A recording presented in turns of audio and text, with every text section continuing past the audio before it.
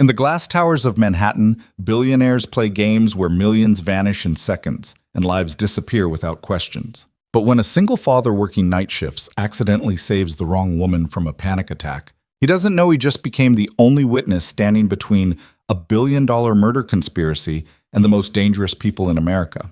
If you want to see how far an act of kindness can reach into the darkness of greed and survival, stay with me until the end. Like this video and comment with your city so I can see how far this story travels across the world. Adrian Cole had learned early that invisible men survive longer. At 32, he had perfected the art of disappearing into the background wherever wealthy people gathered. Tonight was no different. The Grand Metropolitan Ballroom glittered with chandeliers that probably cost more than his annual salary, and Adrian moved through the crowd like a shadow, pushing a maintenance cart loaded with fresh linens and backup microphones. He wasn't supposed to be here. His shift didn't start until midnight when the gala ended and the real work began, mopping champagne stains off marble, collecting forgotten jewelry from bathroom counters, scrubbing lipstick off crystal glasses. But his supervisor called in sick, which meant Adrian got pulled in 4 hours early with no overtime pay and a text message that said simply, "Cover the event. Don't talk to guests." He didn't plan to.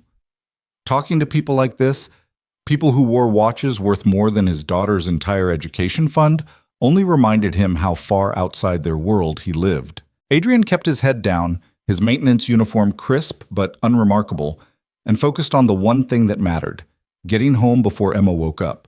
His daughter was 8 now, old enough to notice when he missed breakfast 3 days in a row, old enough to ask questions he didn't know how to answer. "Why do you work so much, Daddy? When can we go on vacation like my friends? Do you think Mommy would be proud of us?" That last one always gutted him. Adrian pushed the cart toward the service corridor, weaving between clusters of executives and socialites who spoke in loud, confident voices about stock portfolios and summer homes in the Hamptons. He caught fragments of conversation, something about a merger, someone's divorce settlement, complaints about a restaurant that only had a 6-month wait list instead of a year. None of it touched him. This wasn't his world, and he had no interest in pretending otherwise. Then he saw her. Selina Vale sat alone at a corner table near the orchestra, surrounded by empty chairs. She wore a black gown that looked like it cost more than Adrian's car, and her dark hair was pulled back in a style so severe it seemed designed to keep people at a distance. Even from across the room, Adrian could see the careful blankness in her expression, the kind of face people wear when they've learned that showing emotion only invites trouble. He recognized her immediately. Everyone in America knew Selina Vale. At 30, she was the youngest self-made billionaire in the country, the founder of a tech empire that had revolutionized data security and made her one of the most powerful women in corporate America. Forbes called her a genius. The Wall Street Journal called her ruthless. Social media called her the Ice Queen, a woman so cold and untouchable that rumors swirled she'd frozen out 3 different CEOs who tried to negotiate with her. Adrian had seen her face on magazine covers at the grocery store checkout line. Selina Vale, the woman who built a fortune on fear, the billionaire who never smiles, inside the lonely empire of tech's most dangerous mind. But standing here now, watching her from across the ballroom, Adrian didn't see a dangerous billionaire or an ice queen. He saw someone who looked exhausted. Selina sat perfectly still, her hands folded in her lap, her gaze fixed on something in the middle distance that no one else could see. People walked past her table without stopping. A waiter refilled her untouched champagne glass and hurried away. A photographer aimed a camera in her direction, then thought better of it and turned toward a laughing group of hedge fund managers instead. It was like watching someone sit alone in the middle of a crowded room and have absolutely no one notice. Adrian told himself it wasn't his business. He had work to do, a daughter waiting at home, and zero interest in getting involved with people whose problems came with legal teams and publicists attached. But something about the way Selina sat there, so isolated despite being surrounded by hundreds of people, made him pause. The orchestra began a new piece, something slow and sweeping, strings building into a crescendo that filled the ballroom with sound. And Selina flinched. It was subtle, just a slight tightening around her eyes, a barely perceptible stiffening of her shoulders. But Adrian had spent years reading body language in rooms like this, learning to anticipate when someone was about to snap at him for standing in the wrong place or touching the wrong thing. He knew what panic looked like. Selina's breathing changed. Her perfectly composed expression cracked just slightly and her hands gripped the edge of the table so hard her knuckles went white. She stood abruptly, her chair scraping against the floor, and Adrian watched as she took 2 steps toward the exit before stopping. Her face had gone pale. Sweat glistened at her temples despite the cool air conditioning. She swayed slightly, one hand reaching out as if searching for something to steady herself. No one moved. The people closest to her glanced over briefly, then returned to their conversations. A man in a tuxedo nearby whispered something to his companion, and they both laughed. Security guards stood at the exits, hands folded, expressions bored. Selena swayed again, and this time Adrian saw the exact moment her legs started to give out. He dropped the handle of his maintenance cart and crossed the ballroom in 5 long strides. He reached her just as she began to collapse, catching her elbow before she hit the floor. She gasped, trying to pull away, but Adrian steadied her gently, his voice low and calm. "Easy, I've got you." Selena's eyes snapped to his face, wild and unfocused. Up close, Adrian could see the tremor running through her entire body, the way her chest heaved with short, panicked breaths. She looked like someone drowning in the middle of dry land. "Can't," she gasped. "Can't breathe." "You're having a panic attack," Adrian said quietly. "It feels like you're dying, but you're not. I need you to trust me for about 60 seconds. She stared at him, her expression caught between terror and confusion, but she didn't pull away. Around them, people were starting to notice. Adrian heard the murmur of voices rising, saw flashes from camera phones being raised. In about 10 seconds, this was going to turn into a media circus, and he had a feeling that was the last thing this woman needed. He made a decision. Still supporting Selena's weight, Adrian shifted his position so his body blocked her from the cameras. Then, moving smoothly and deliberately, he guided her toward the nearest exit, not the main doors where the photographers clustered, but the service entrance he'd used an hour earlier. "Sir, you can't—" A security guard stepped forward, hand raised. Adrian didn't stop. "She needs air, unless you want every tabloid in America filming her collapse on your watch." The guard hesitated, glanced at Selena's ashen face, and stepped aside. Adrian pushed through the service door and into the cool night air of the delivery alley behind the hotel. Rain was falling, light but steady, and the temperature had dropped since sunset. He walked Selena to the edge of the loading dock and helped her sit, keeping himself between her and the door in case anyone followed. "Breathe with me," he said. "In through your nose, count of 4. Out through your mouth, count of 6. Don't think about anything else." Selena tried to follow his instructions, her breathing ragged and uneven at first. Adrian counted quietly, pacing her through each breath, his voice steady and unhurried. He'd done this before, not for billionaires, but for Emma during her nightmares, during the months after her mother died when panic attacks became a regular part of their lives. Slowly, painfully, Selena's breathing began to even out.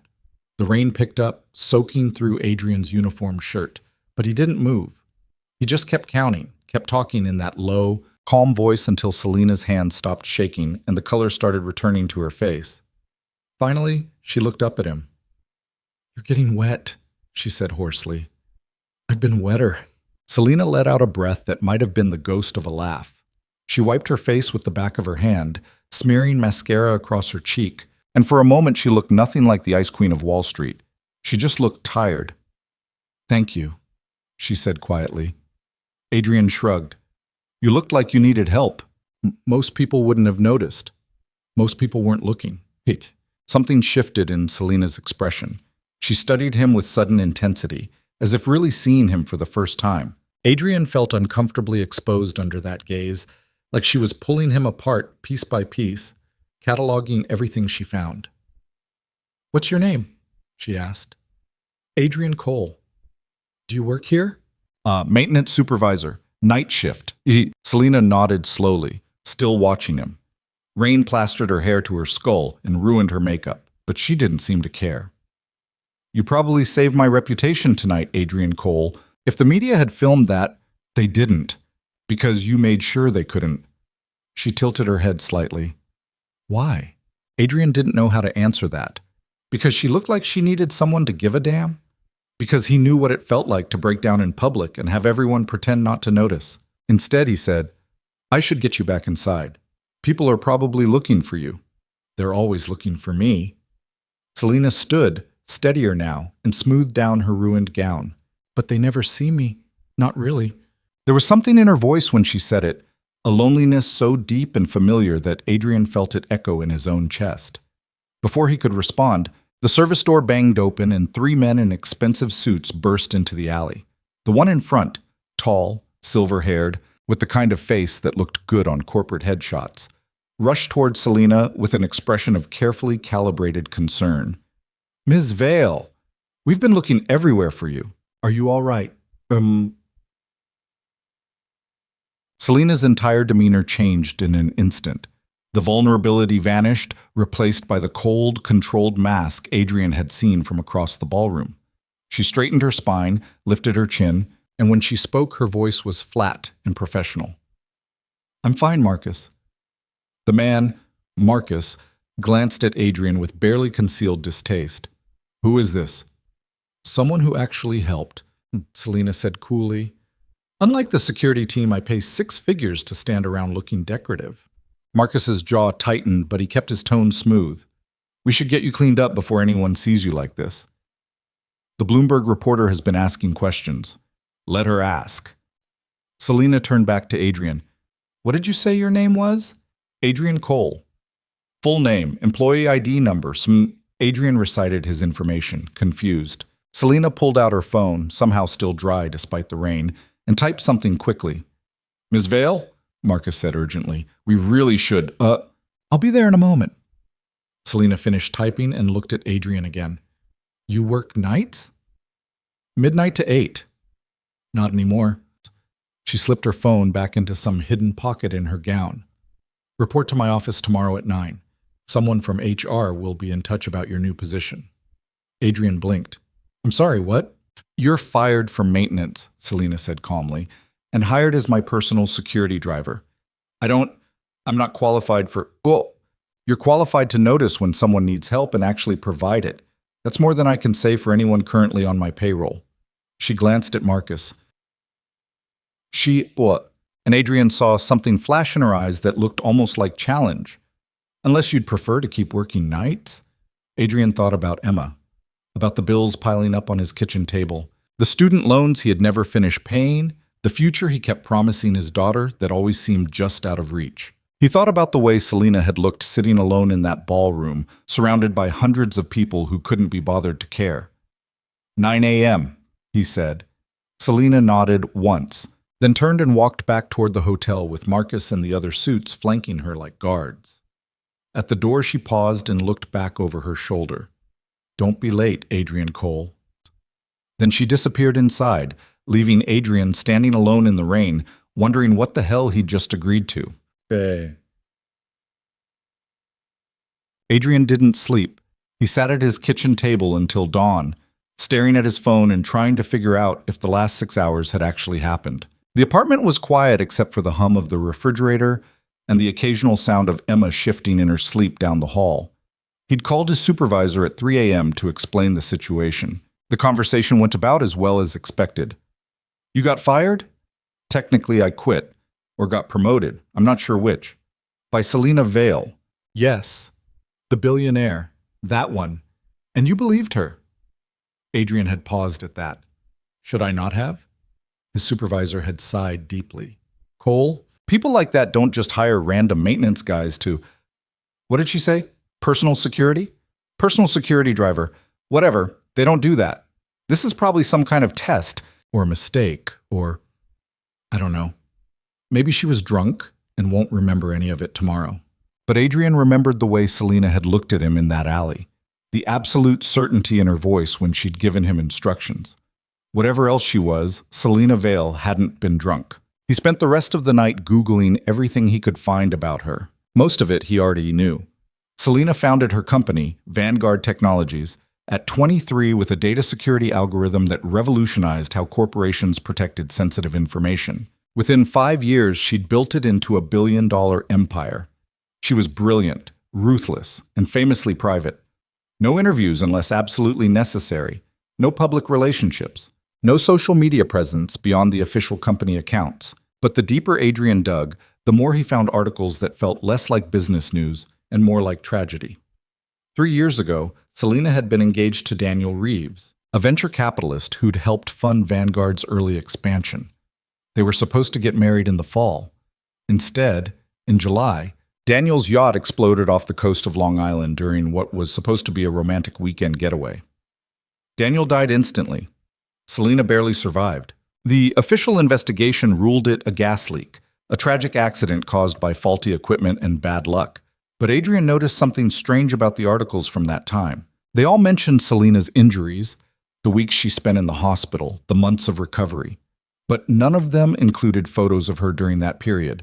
No hospital statements. No family interviews. It was like she'd simply vanished from public view until one day, 8 months later, when she reappeared at a board meeting looking perfectly composed and gave a speech about moving forward. After that, the media started calling her the Ice Queen. Adrian found one article, buried on page 6 of some tech blog, that quoted an anonymous former Vanguard employee. The person claimed the company had changed dramatically after the yacht explosion. Executive turnover skyrocketed, security protocols became paranoid, and Selena, once known for being demanding but fair, became impossible to work for. She doesn't trust anyone anymore, the former employee said. It's like she thinks everyone around her is waiting for a chance to hurt her.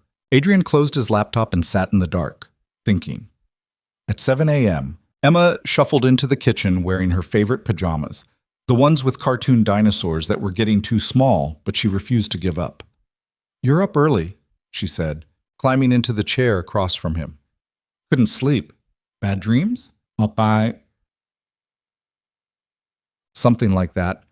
Adrian stood and started making breakfast.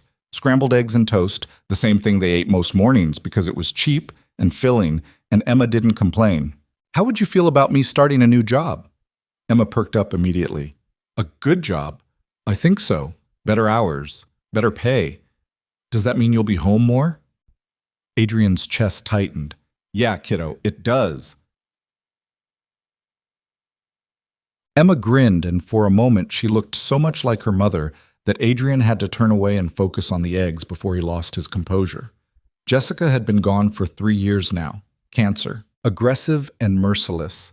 The kind that takes young mothers who should have had decades left. She'd made Adrian promise 2 things before she died. Take care of Emma. And don't let grief make you stop living. He'd kept the first promise. The second one was harder. What's the new job? Emma asked. Driving for someone important. Like a movie star? More like a businesswoman. Emma considered this. Is she nice? Adrian thought about Selena Vale sitting alone in that ballroom, about the panic attack and the rain and the way she'd looked at him, like he was the first person in years who'd actually seen her. I think she's trying to be, he said finally. Choket.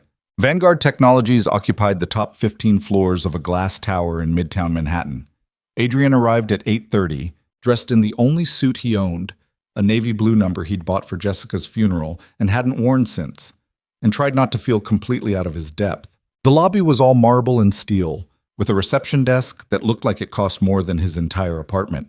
Security guards stood at every entrance, and everyone who walked past looked polished and professional, and exactly like they belonged there. Adrian absolutely did not belong there.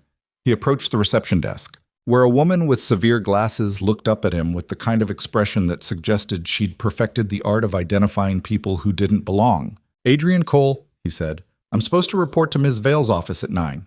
The receptionist's fingers flew across her keyboard. Her expression shifted from dismissive to surprised to professionally neutral in the span of 3 seconds. Mr. Cole. Yes, you're expected. She handed him a temporary security badge. 43rd floor. Someone will meet you at the elevator. The elevator ride took 45 seconds and felt like an hour. When the doors opened, a young man in an expensive suit was waiting with a tablet and an expression of barely concealed confusion. Adrian Cole? That's me. I'm Jason, Ms. Vale's executive assistant. If you'll follow me. Jason turned and started walking without checking to see if Adrian followed. I have to be honest, Mr. Cole, we're all a bit surprised by this development. Ms. Vale doesn't typically hire outside normal channels, and when I checked your employment history this morning, I'm not qualified, Adrian said flatly. Jason glanced back at him. I didn't say that. You were thinking it. I was thinking that Ms. Vale sees things the rest of us don't. If she hired you, there's a reason. Jason stopped in front of a set of double doors. Wait here, she'll call you in when she's ready. Then he disappeared down the hallway, leaving Adrian alone in the quiet corridor. 5 minutes passed, then 10. Adrian was starting to wonder if this whole thing had been some kind of elaborate prank when the doors opened and Selena Vale stepped out. She looked different in daylight. Still beautiful, still intimidating, but somehow more real. She wore a dark suit that probably cost more than Adrian's monthly rent, and her hair was pulled back in the same severe style as last night. But without the crowds and the cameras, Adrian could see the tension in her shoulders, the carefully controlled exhaustion in her eyes. Mr. Cole, she said, thank you for coming. You said 9. I'm here. So I see. Selena studied him for a moment. Did you sleep at all? Did you? The corner of her mouth twitched slightly. Not much. She gestured toward the office. Come in. We should talk. Adrian followed her into an office that was exactly what he'd expected. Massive windows overlooking Manhattan, minimalist furniture, everything expensive and impersonal. Selena sat behind her desk and gestured for him to take the chair across from her. I imagine you have questions, she said. A few. Such as? Why me? Selena leaned back in her chair. Because last night, in a room full of people who work for me, you were the only one who noticed I needed help. And more importantly, you actually helped without expecting anything in return. I didn't do anything special. That's where you're wrong. Selena's expression hardened slightly. 3 years ago, I learned that the people closest to me are usually the ones most interested in what they can take. My executives, my board members, even my security team, they all have agendas. Loyalties that can be bought, or influenced, or manipulated. And you think I don't? I think you're a single father working night shifts to support your daughter. I think you make $38,000 a year and you're drowning in medical debt from your late wife's illness. I think you're too busy surviving to waste time scheming. Adrian felt a chill run down his spine. You investigated me. I investigate everyone. But your background check came back clean. No criminal record, no debts to dangerous people, no obvious angles to exploit. Selena paused. And last night, you had a chance to take advantage of my vulnerability. You could have filmed me, sold the story to tabloids, extorted me. Instead, you just helped and walked away. That doesn't make me qualified to be your security driver. No, Selena agreed, but it makes you trustworthy. And right now that's more valuable than experience. There was something in the way she said it, a weight behind the words that suggested this wasn't just about hiring a driver. Adrian thought about the articles he'd read, about the yacht explosion, and the 8 months Selena had disappeared from public view. You think someone's trying to hurt you, he said quietly. Selena didn't answer immediately. When she did, her voice was careful and controlled. I think there are people around me who don't have my best interests at heart. And I think I need someone watching who doesn't have a reason to lie to me. I'm not a bodyguard. I have bodyguards. What I need is someone I can trust to be in the car with me every day. Someone who will notice things my security team might miss or choose to ignore. Adrian leaned forward.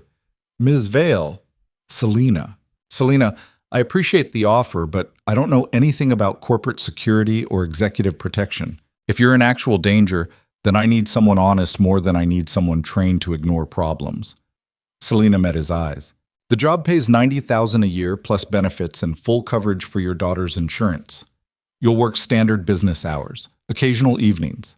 If you're worried about qualifications, we'll arrange training, but I meant what I said last night. Adrian sat back, his mind racing. $90,000. Full insurance coverage for Emma. Normal hours. It was more money than he'd ever imagined making. It was the kind of offer that could change everything. What's the catch? He asked. The catch is that I'm difficult to work for. I don't trust easily, and I have a habit of testing people to see if they'll betray me. Selena's expression softened just slightly. Selena's bakulm. But if you're genuine, if you're actually who you seem to be, then you'll be the first person in years I can rely on. Adrian thought about Emma, about the bills and the medical debt and the future he kept promising that always felt impossible. He thought about Selena sitting alone in that ballroom, looking like the loneliest person he'd ever seen. "When do I start?" he said. Selena smiled. It was small and brief, but it was the first real smile Adrian had seen on her face. "Tomorrow," she said. 9 a.m. Don't be late, but Adrian's first day as Selena Vale's driver started with him getting lost in the Vanguard Technologies parking garage. The garage had 7 levels, each one identical to the last, and Adrian spent 15 minutes driving in circles before he finally found the executive parking section. By the time he located Selena's reserved spot, he was already 10 minutes late and sweating through his new uniform, a black suit that HR had provided the day before along with a company phone, a security clearance badge, and a 3-page document outlining protocols he didn't fully understand. Selena was waiting beside a sleek black Mercedes, her expression unreadable behind dark sunglasses. "Sorry," Adrian said, jogging over. "The garage is intentionally confusing. Security measure." Selena handed him a key fob. "You'll learn the layout. Did they give you the route schedule?" Adrian pulled out his phone and scrolled through the dozen emails HR had sent him overnight. "I think so?" "You think so, or you know so?" "I know so," Adrian corrected, finding the right email. "Downtown office at 10, lunch meeting at 12:30, back here by 3 for conference calls." "Good. Let's go." Adrian opened the rear passenger door, but Selena shook her head and walked around to the front passenger side instead. "I don't sit in the back," she said. "Makes me feel like I'm being transported to my own funeral."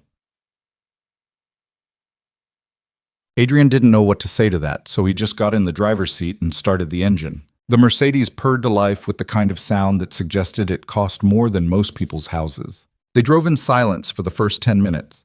Adrian kept his eyes on the road, hyper-aware of every turn and lane change, terrified of making a mistake that would get him fired before he'd even completed his first week. Beside him, Selena stared out the window, her phone in her lap, but her attention elsewhere. "You're nervous," she said finally. "I'm driving a car that probably costs $200,000 with my new boss sitting next to me." "Yes, I'm nervous." "It's $240,000 actually, but it's insured, so relax." Adrian's hands tightened on the steering wheel. "That doesn't help." Selena glanced at him, and he caught the hint of amusement in her expression. "You'll get used to it. Most people who work for me stop being nervous after the first few days. They either realize I'm not as terrifying as the media makes me sound, or they decide I'm worse and quit." "Which category do most people fall into?" "The second one, say." Adrian merged onto the highway, trying to focus on the route Jason had outlined in the email. "Can I ask you something?" "Yes." "Why did you really hire me? And don't say it's because I helped you at the gala. There are plenty of qualified security professionals who would have done the same thing." Selena was quiet for a moment. When she spoke, her voice was softer than before. 3 years ago, I trusted the wrong people. It nearly killed me. Since then, I've surrounded myself with professionals, experts with impressive resumes and perfect credentials. But credentials don't tell you who someone is when no one's watching. They don't tell you if someone will help a stranger having a panic attack or if they'll just pull out their phone and film it for social media. So this is a character test. "It's survival," Selena said simply. "I need people around me who have a reason to care that goes beyond their paycheck." "You have a daughter. You understand what it means to protect someone because their life actually matters to you, not because it's your job." Adrian thought about Emma, about the way she'd hugged him that morning before school and told him she was proud of him for his new job. The memory made his chest tight. "I get that," he said quietly. They spent the rest of the drive in silence, but it felt less awkward than before. When they arrived at the downtown office, a smaller building that housed Vanguard's legal department, Selena gathered her briefcase and phone. "I'll be about 90 minutes. Wait in the parking lot. If anyone approaches the car, call Marcus immediately." She paused. "Actually, call me first. Then call Marcus." "Who's Marcus again?" "Oh, Chief Financial Officer. You met him briefly at the gala." Selena's expression tightened slightly. "He's been with the company since the beginning. Very competent, very ambitious." There was something in the way she said it that made Adrian pay attention. "You don't trust him." "I don't trust anyone. But Marcus has been pushing for more control over company operations lately, and I'm not convinced his interests align with mine. She opened the door. Just be aware that not everyone at Vanguard is happy about my hiring decisions. You mean hiring me? I mean hiring someone outside the usual channels. Someone Marcus didn't vet personally. Selena stepped out of the car. 90 minutes, Adrian. Stay alert. Bus will get. She walked into the building, leaving Adrian alone with a very expensive car and a growing sense that he'd stepped into something much more complicated than a simple driving job. He spent the next hour reading through company emails on his new phone, trying to make sense of Vanguard's organizational structure. There were dozens of departments, hundreds of employees, and enough corporate hierarchy to make his head spin. But a few names kept appearing repeatedly in the executive communications. Marcus Vane, CFO. The man from the Gala with the silver hair and the smile that didn't reach his eyes. Richard Hoffman, Chief Operating Officer. Another early investor who'd helped build Vanguard's infrastructure. And Catherine Reeves, Daniel's sister, who joined the board after her brother died. According to the emails, she handled public relations and investor communications. Adrian was scrolling through a budget report he didn't understand when his phone buzzed with a call from an unknown number. Hello? Mr. Cole, this is Marcus Vane. Do you have a moment? Adrian sat up straighter. Sure, what can I do for you? I wanted to introduce myself properly since we didn't have much chance to talk at the gala. I understand you're Ms. Vale's new driver. That's right, yes. It's an unusual hire, Marcus said, his tone friendly but with an edge beneath it. We typically source security personnel through established firms with full background checks and training protocols. But Ms. Vale seems quite certain about you. I hope to prove her right. I'm sure you will. Marcus paused. I also wanted to give you some context about Ms. Vale's situation. She's been under tremendous stress since the incident 3 years ago. Sometimes that stress manifests in impulsive decisions or paranoia about security threats that don't actually exist. I'm telling you this not to undermine her authority, but so you understand what you're working with. Adrian chose his words carefully. She seems pretty clear-headed to me. Of course, but if you notice anything concerning erratic behavior, unfounded accusations, decisions that seem out of character, I'd appreciate a heads up for her own protection. You want me to report on her. I want you to help keep her safe. There's a difference. Marcus's voice remained pleasant, but Adrian heard the steel underneath. We all want what's best for Ms. Vale and for Vanguard. I'm sure we can work together toward that goal. The call ended before Adrian could respond. He sat in the quiet car, staring at his phone and feeling like he'd just been given a warning disguised as friendly advice. Marcus wanted him to spy on Selena. Or at least, Marcus wanted Adrian to know that loyalty to Selena might not be the wisest career move. When Selena returned exactly 90 minutes later, Adrian almost told her about the call. But something made him hesitate. She'd said she didn't trust anyone, that people around her had agendas. The last thing she probably needed was confirmation that her CFO was already trying to manipulate her new driver. Everything all right? Selena asked as she buckled her seatbelt. Fine. Quiet. She studied him for a moment, and Adrian had the uncomfortable feeling she could see right through him. But she just nodded and gave him the address for the lunch meeting. The restaurant was the kind of place where Adrian wouldn't have been able to afford an appetizer on his old salary. The host greeted Selena by name and led them to a private room in the back where 2 people were already waiting. One was a woman in her mid-30s with dark hair and sharp features. The other was a man about Adrian's age wearing an expression of polite boredom. Selena, the woman said, standing. Thank you for meeting us. Catherine, always a pleasure. Selena's voice was professionally warm, but Adrian heard the tension underneath. This is Adrian Cole, my new driver. Adrian, this is Catherine Reeves and her attorney, David Chen. Catherine's smile didn't quite reach her eyes. New driver? What happened to Thompson? Thompson works for Marcus now. I decided I needed someone I chose personally. I see. Catherine glanced at Adrian with an expression that suggested she didn't see it all. Well, shall we get started? Set. Adrian took up position near the door, while Selena and Catherine settled into what was clearly going to be an unpleasant conversation. The attorney spread documents across the table, and Catherine's voice took on a clipped, businesslike tone. As you know, it's been 3 years since Daniel's death. According to his will, I was supposed to receive his shares in Vanguard once the estate was settled. That settlement is long overdue, and I'm beginning to wonder if there's a reason you keep delaying the transfer. Selena's expression remained neutral. The estate has complications. Daniel made several investment decisions in the months before his death that were still untangling. Complications that conveniently keep his shares under your control. Complications that suggest someone was advising Daniel to make very specific financial moves right before he died. Selena leaned forward slightly. Moves that would have transferred significant company assets into accounts controlled by people outside Vanguard's original founding team. Catherine's face flushed. Are you accusing me of something? Sure. I'm saying the forensic accountants I hired found irregularities, large ones. And until I understand what Daniel was planning, those shares stay frozen. Daniel was your fiancé. How dare you suggest he was doing anything underhanded? I'm suggesting someone convinced him to do something underhanded. The question is who? The tension in the room had gone from uncomfortable to dangerous. Adrian watched Catherine's attorney put a hand on her arm, a subtle signal to back off. But Catherine wasn't backing off. You've changed, Selena. Ever since the accident, you've become paranoid, suspicious. You see conspiracies everywhere because you can't accept that what happened to Daniel was just a tragic mistake. It wasn't a mistake, Selena said quietly. The room went silent. Catherine stared at her. What are you talking about? The yacht explosion. It wasn't an accident. The investigators rushed the report, ignored evidence, and closed the case before half the analysis was complete.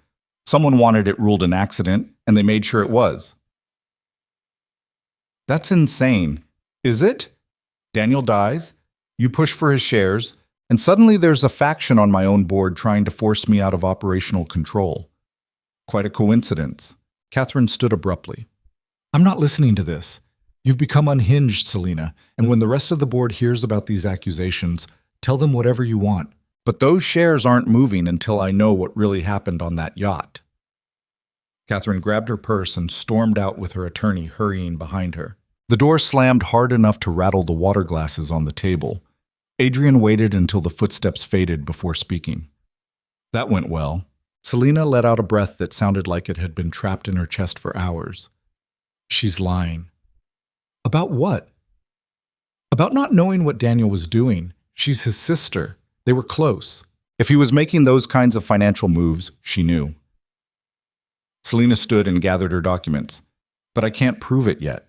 They left the restaurant through a back entrance to avoid any lingering photographers. Adrian drove in silence for several blocks, processing what he'd just witnessed. Finally, he couldn't hold back anymore. Marcus Vane called me while you were in your meeting this morning. Selena went very still. What did he say? He suggested I keep an eye on you, said you've been under stress and might make impulsive decisions, wanted me to report any concerning behavior. And what did you tell him?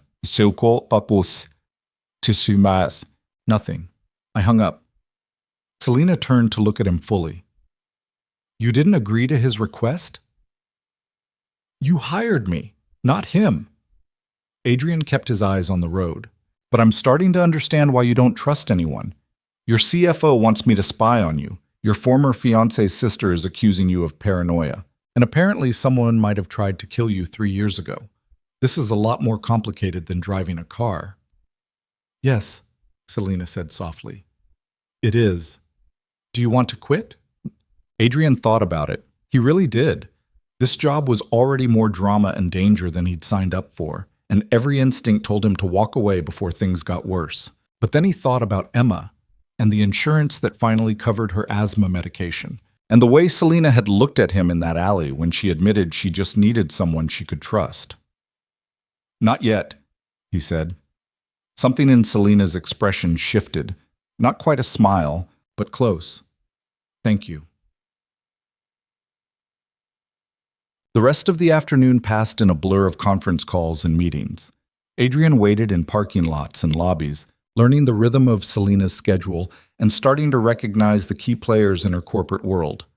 By the time they headed back to Vanguard's main office at 5 p.m., he felt like he'd lived 3 full days instead of just one. "You did well today," Selena said as Adrian pulled into the executive garage. "Most new hires look overwhelmed by the end of day one. You just look tired." "I am tired, but I'll manage. Go home. Get some rest. Tomorrow's going to be longer." Adrian started to get out of the car, but Selena stopped him with a hand on his arm. The gesture was brief and startling. She didn't seem like someone who touched people casually. "Adrian, what Marcus said about me being paranoid. I don't care what Marcus said. You should care. Because if I'm wrong about all of this, if the yacht explosion really was just an accident and I'm seeing threats that don't exist, then you're working for someone who's lost touch with reality. You deserve to know that's a possibility." Adrian met her eyes. "Are you wrong?" Selena held his gaze for a long moment. "No, I'm not." "Then we'll figure it out." He left before she could respond, but as he walked to his old car parked 3 levels down, he felt the weight of what he'd just committed to. He'd taken a side in a fight he didn't fully understand, against enemies he couldn't identify, because a woman he'd known for 2 days had looked at him and asked for trust. Emma was waiting at the apartment when he got home, being watched by Mrs. Chen from downstairs, who charged $20 a day and smelled like mothballs but was reliable. Adrian paid her and sent her home, then collapsed on the couch while Emma climbed up next to him. "How was work?" she asked. "Interesting. Is your boss nice?" "Yeah." Adrian thought about Selena accusing her dead fiancé's sister of lying, about Marcus Vane trying to turn him into a spy, about the way Selena's face had looked when she talked about the yacht explosion. "She's complicated," he said finally. Emma nodded seriously, like that made perfect sense. Mrs. Chen said complicated bosses usually pay better. Mrs. Chen is a wise woman. They ordered pizza for dinner because Adrian was too exhausted to cook, and Emma chattered about her day at school while Adrian only half listened. His mind kept drifting back to Vanguard, to the tension in that restaurant, to the feeling that he'd just stepped into a story that was already halfway through its plot, and he didn't know which characters were heroes and which were villains. His phone buzzed with the text from an unknown number. "This is Selena. I realized I never thanked you properly for not taking Marcus's offer. That kind of loyalty is rare." Adrian stared at the message for a moment, then typed back, "You're paying me $90,000 a year and covering Emma's insurance. That's all the thanks I need." The response came quickly. "It's more than that. You didn't have to tell me about Marcus's call. You could have played both sides, waited to see who had more power. But you chose a side immediately. Why?" Adrian thought about how to answer that. Finally, he wrote, "Because you looked me in the eye and told me the truth when you could have lied. Not many people do that." 3 dots appeared, then disappeared, then appeared again.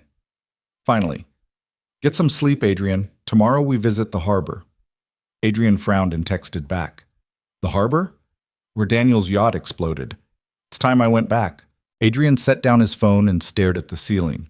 He'd been working for Selena Vale for exactly 1 day, and already they were investigating a possible murder. Emma tugged on his sleeve.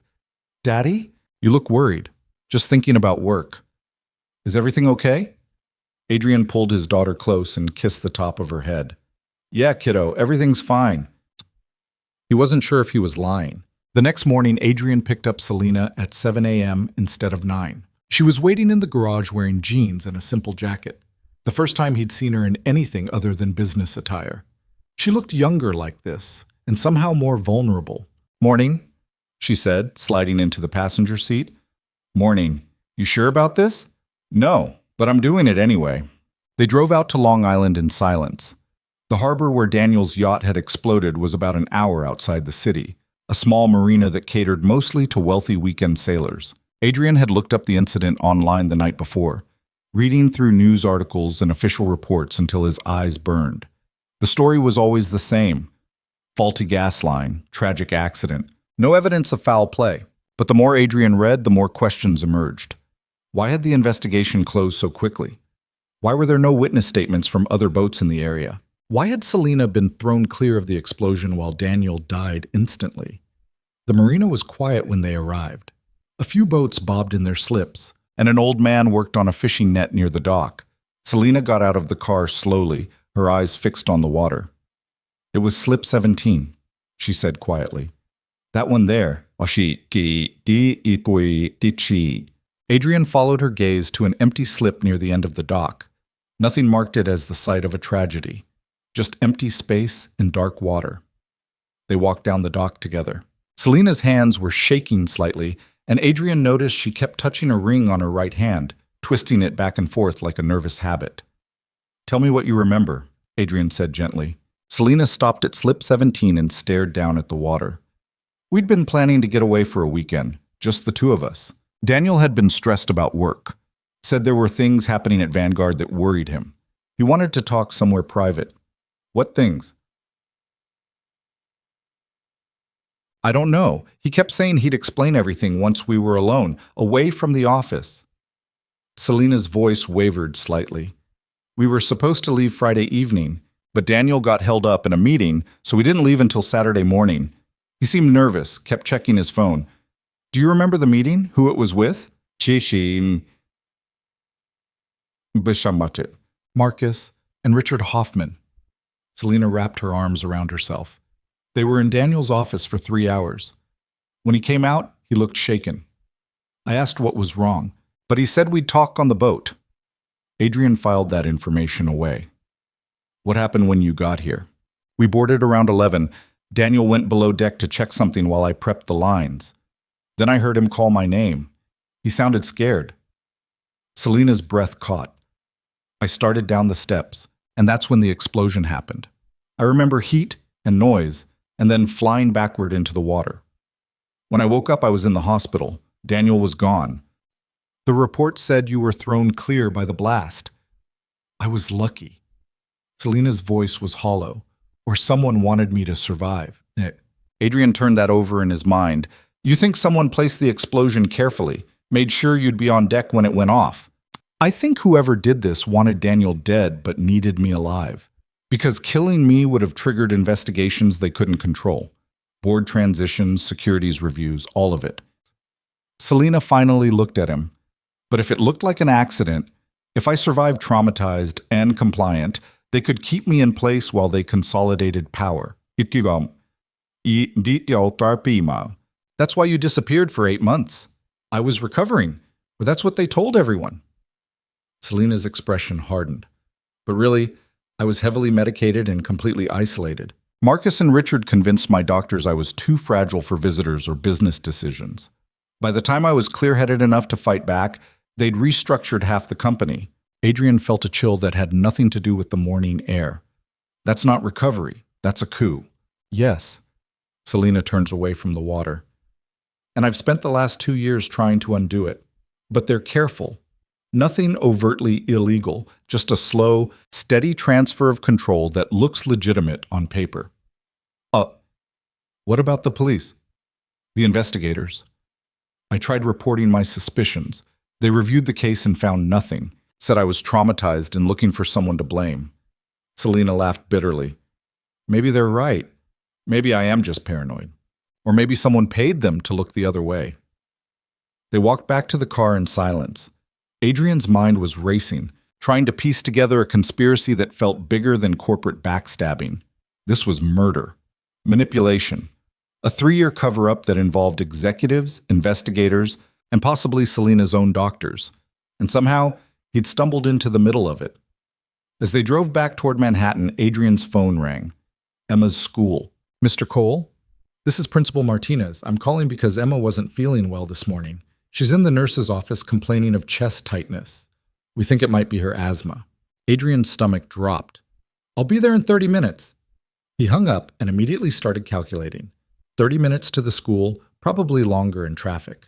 Emma's inhaler was in her backpack, but sometimes the attacks got bad fast. He needed to get there now. Selena had already pulled out her phone. What's wrong?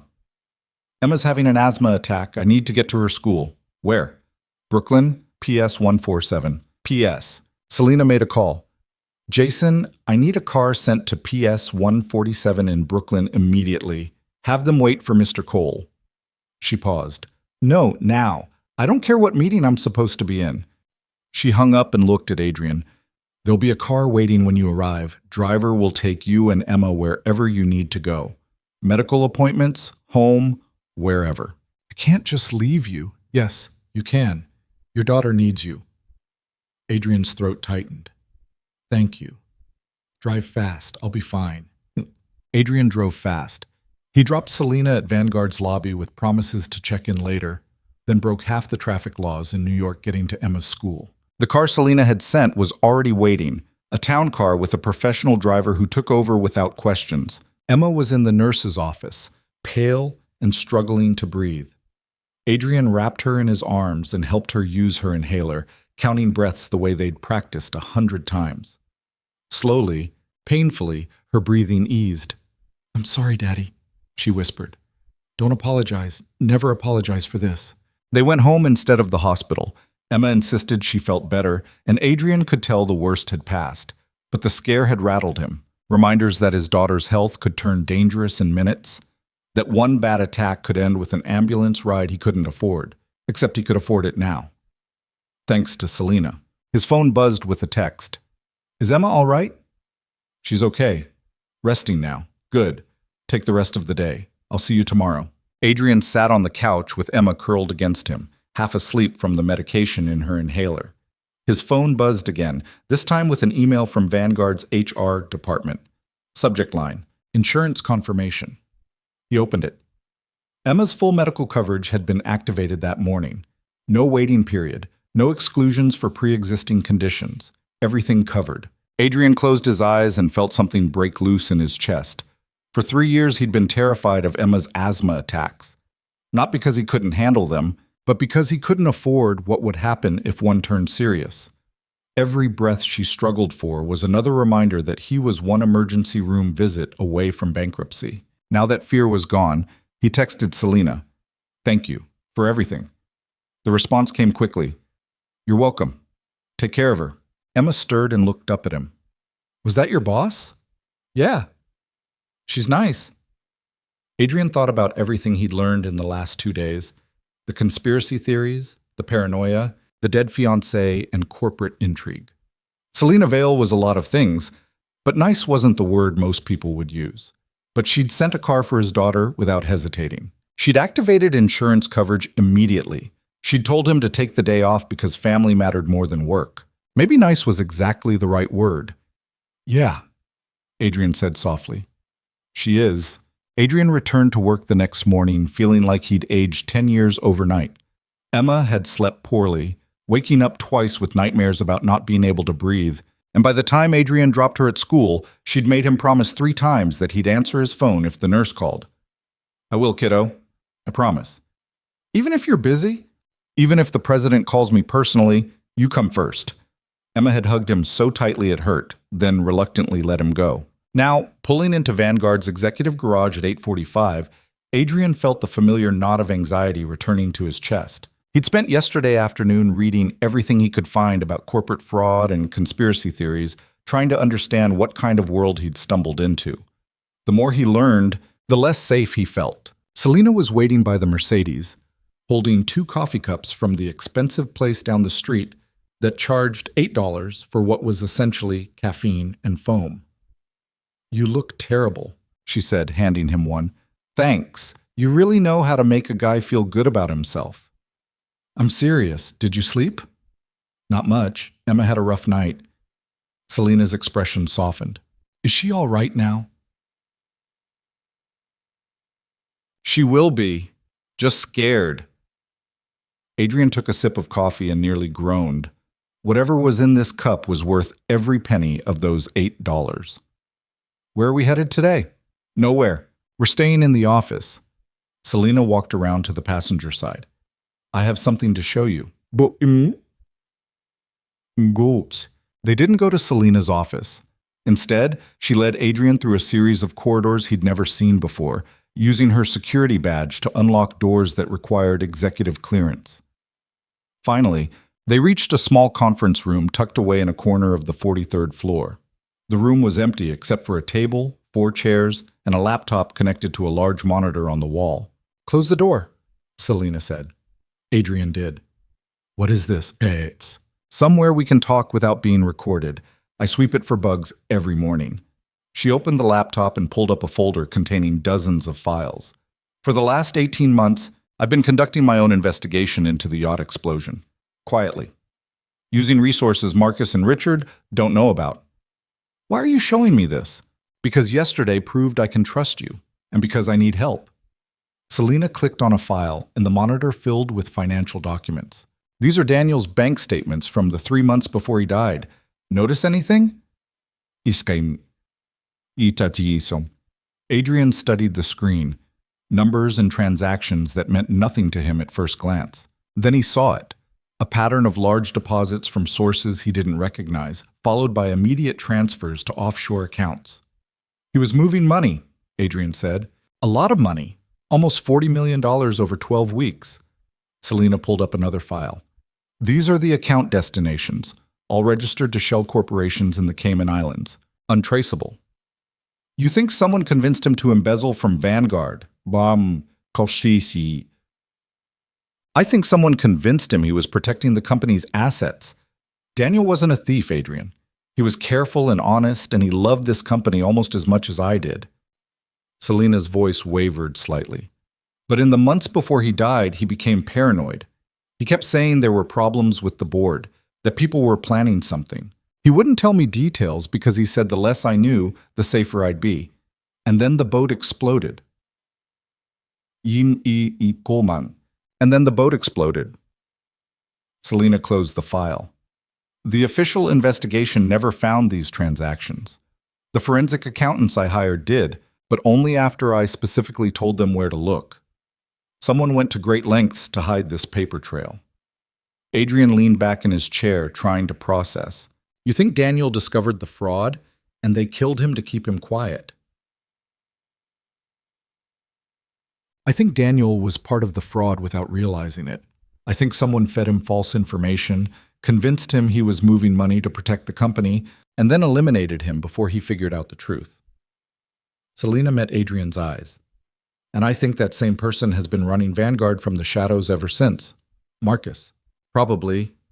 But I can't prove it. Not yet. Selena pulled up a new file, this one containing what looked like medical records. These are my hospital files from after the explosion. Look at the medication list. Adrian scanned the document. Half the drug names meant nothing to him, but even he could tell the doses were extreme.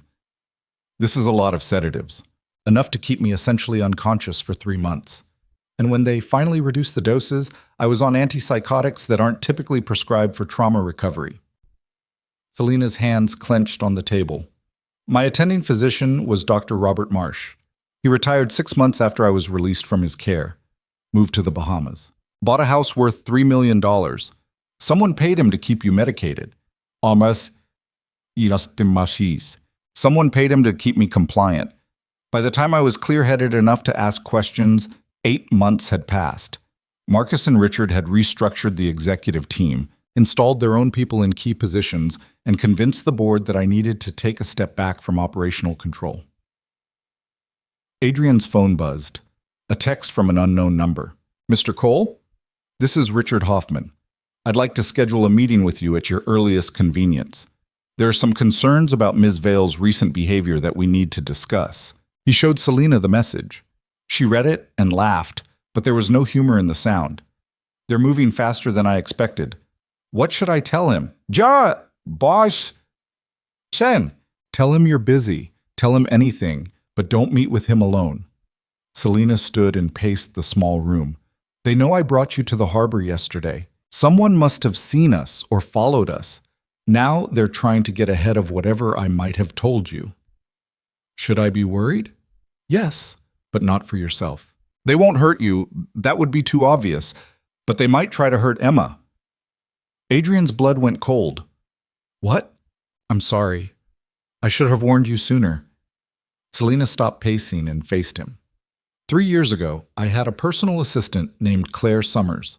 Smart, loyal, completely trustworthy. She started asking questions about Daniel's death and the company restructuring. 2 weeks later, her apartment was robbed, and her teenage son was attacked on his way home from school. Broken arm, concussion. The police never found who did it. You think Marcus? I think Marcus sends messages when people get too close to the truth. Claire quit the next day and moved to Seattle. I haven't heard from her since. Selena's expression was grim. I won't let that happen to Emma. If you want to walk away right now, I'll understand. I'll give you a reference. Make sure you land somewhere safe. Stop. Adrian's voice came out harder than he intended. Just stop. I'm not walking away. You should. This isn't your fight. Yeah. You made it my fight when you told me the truth instead of lying. When you sent a car for my daughter without hesitating. When you activated her insurance coverage the same day I started. Adrian stood up. I'm not some hero, Selena. I'm just a guy trying to take care of his kid. But I know what it looks like when someone's drowning and everyone around them is pretending not to notice. I saw it at that gala. I'm not going to be another person who pretends everything's fine while they pull you under. Selena stared at him. For a moment, Adrian thought she might cry. Instead, she took a shaky breath and nodded. Okay? Then we do this together, but carefully. What's the plan? We need evidence. Real evidence that connects Marcus to the fraud and the explosion. Right now, all I have are financial records that show Daniel moved money, but nothing that proves Marcus orchestrated it. Selena pulled up another file. However, I do have this. The screen filled with an email thread between Marcus and an offshore law firm. The emails were vague, full of corporate jargon, but one phrase caught Adrian's attention. Asset protection measures implemented per our discussion. DR remains unaware of ultimate destination. DRE, Adrian said. Daniel Reeves. Marcus was coordinating the transfers behind Daniel's back. This email is from 2 weeks before the explosion. Selena scrolled down. But I can't use this in court. It was obtained through methods that weren't exactly legal, and my lawyer says any case built on it would be thrown out immediately. So we need the originals. We need access to Marcus's private files, either physical documents from his office or direct access to his personal server. Selena closed the laptop, which is impossible. Marcus keeps everything locked down. Even I don't have security clearance for his private office. Adrian thought for a moment, but his assistant probably does. Selena's eyes sharpened. What are you thinking? Well, I'm thinking that executive assistants know everything. They have access to calendars, files, security codes. If we could convince Marcus's assistant to help us, we can't. His assistant is Gregory Chen. He's been with Marcus for 10 years, completely loyal. Everyone's loyal until they have a reason not to be. Adrian pulled out his phone and opened the company directory. What do we know about Gregory Chen? They spent the next hour digging through everything they could find. Gregory was 43, married, 2 kids in college. He'd worked at Vanguard since the beginning, rising through the ranks alongside Marcus. On paper, he looked like the perfect loyal employee. But Adrian kept digging. And finally, buried in a casual mention in a company newsletter from 2 years ago, he found something interesting. Gregory's son has type 1 diabetes, Adrian said. Says here the family organized a fundraiser for juvenile diabetes research. So chronic illness is expensive. Even with good insurance, there are always gaps. Medications, specialists, emergency care. Adrian thought about Emma's asthma, about the 3 years he'd spent terrified of medical bills. If Gregory's son needs something Vanguard's insurance won't cover, he'd be vulnerable, desperate even. Selena caught on immediately. You want to offer him money. I want to offer him help. There's a difference. That's a massive risk. If Gregory tells Marcus, then we're in the same position we're in now. But if he agrees, we get access to everything. Adrian met her eyes. You said you need evidence. This is how we get it. Selena was quiet for a long moment. Then she nodded slowly. All right, but we approach him carefully, and you let me do the talking. Machis. They found Gregory in the executive break room on the 44th floor, eating lunch alone while scrolling through his phone. He looked up when they entered, surprise flashing across his face. Ms. Vale. I wasn't expecting, is everything all right? Everything's fine, Gregory. Do you have a moment? Selena gestured to the empty chairs. We'd like to talk to you about something important, Dee. Gregory glanced at Adrian nervously, then back to Selena. Of course, I see sheets. They sat down. Selena folded her hands on the table and spoke in a calm, measured tone. I know you've been working for Marcus for a long time. You're good at your job, and you're loyal. I respect that. She paused. But I need to ask you a question, and I need you to answer honestly. Do you believe the yacht explosion that killed Daniel Reeves was an accident? Gregory's face went pale. Ms. Vale, I don't think... Yes or no, Gregory? Do you believe it was an accident? The silence stretched out. Gregory looked at the door, then back at Selena. When he spoke, his voice was barely above a whisper. No. Adrian felt his pulse quicken. Why not? Selena asked. Because I saw Marcus's calendar from that week. I saw the meetings he had with Daniel, the phone calls to offshore accounts, the sudden trip he took to the Cayman Islands 3 days before the explosion. Gregory's hands were shaking. I never said anything because I have a family, Ms. Vale. I have a son who needs expensive medication every month, and I can't afford to lose this job. But no, I don't think it was an accident. What if I told you we're building a case against Marcus, that we need evidence to prove what he did? I'd say you're insane. Marcus has the entire board behind him. He's untouchable. Not if we can prove he orchestrated fraud and murder. Selena leaned forward. We need access to his private files, Gregory. Emails, documents, anything that shows what he did. And we need someone who knows where those files are kept. Gregory stood up abruptly. You're asking me to betray him. I'm asking you to do the right thing. The right thing gets people fired, or worse. Gregory backed toward the door. I'm sorry, Ms. Vale. I can't help you. Wait. Adrian stood up. What if we could guarantee your son's medical coverage? Full coverage, no gaps for as long as he needs it. Separate from Vanguard's insurance, so even if you lose your job, he's protected. Gregory froze. How? That's it. I have resources, Selena said quietly. Personal resources that Marcus can't touch. I can set up a medical trust for your son, irrevocable. It'll cover everything. And in exchange, you give us access to Marcus's files. One time. We get what we need, and we're gone. Gregory's jaw worked like he was chewing on words he couldn't quite say. If Marcus finds out, he won't. Not from us. Selena pulled out her phone.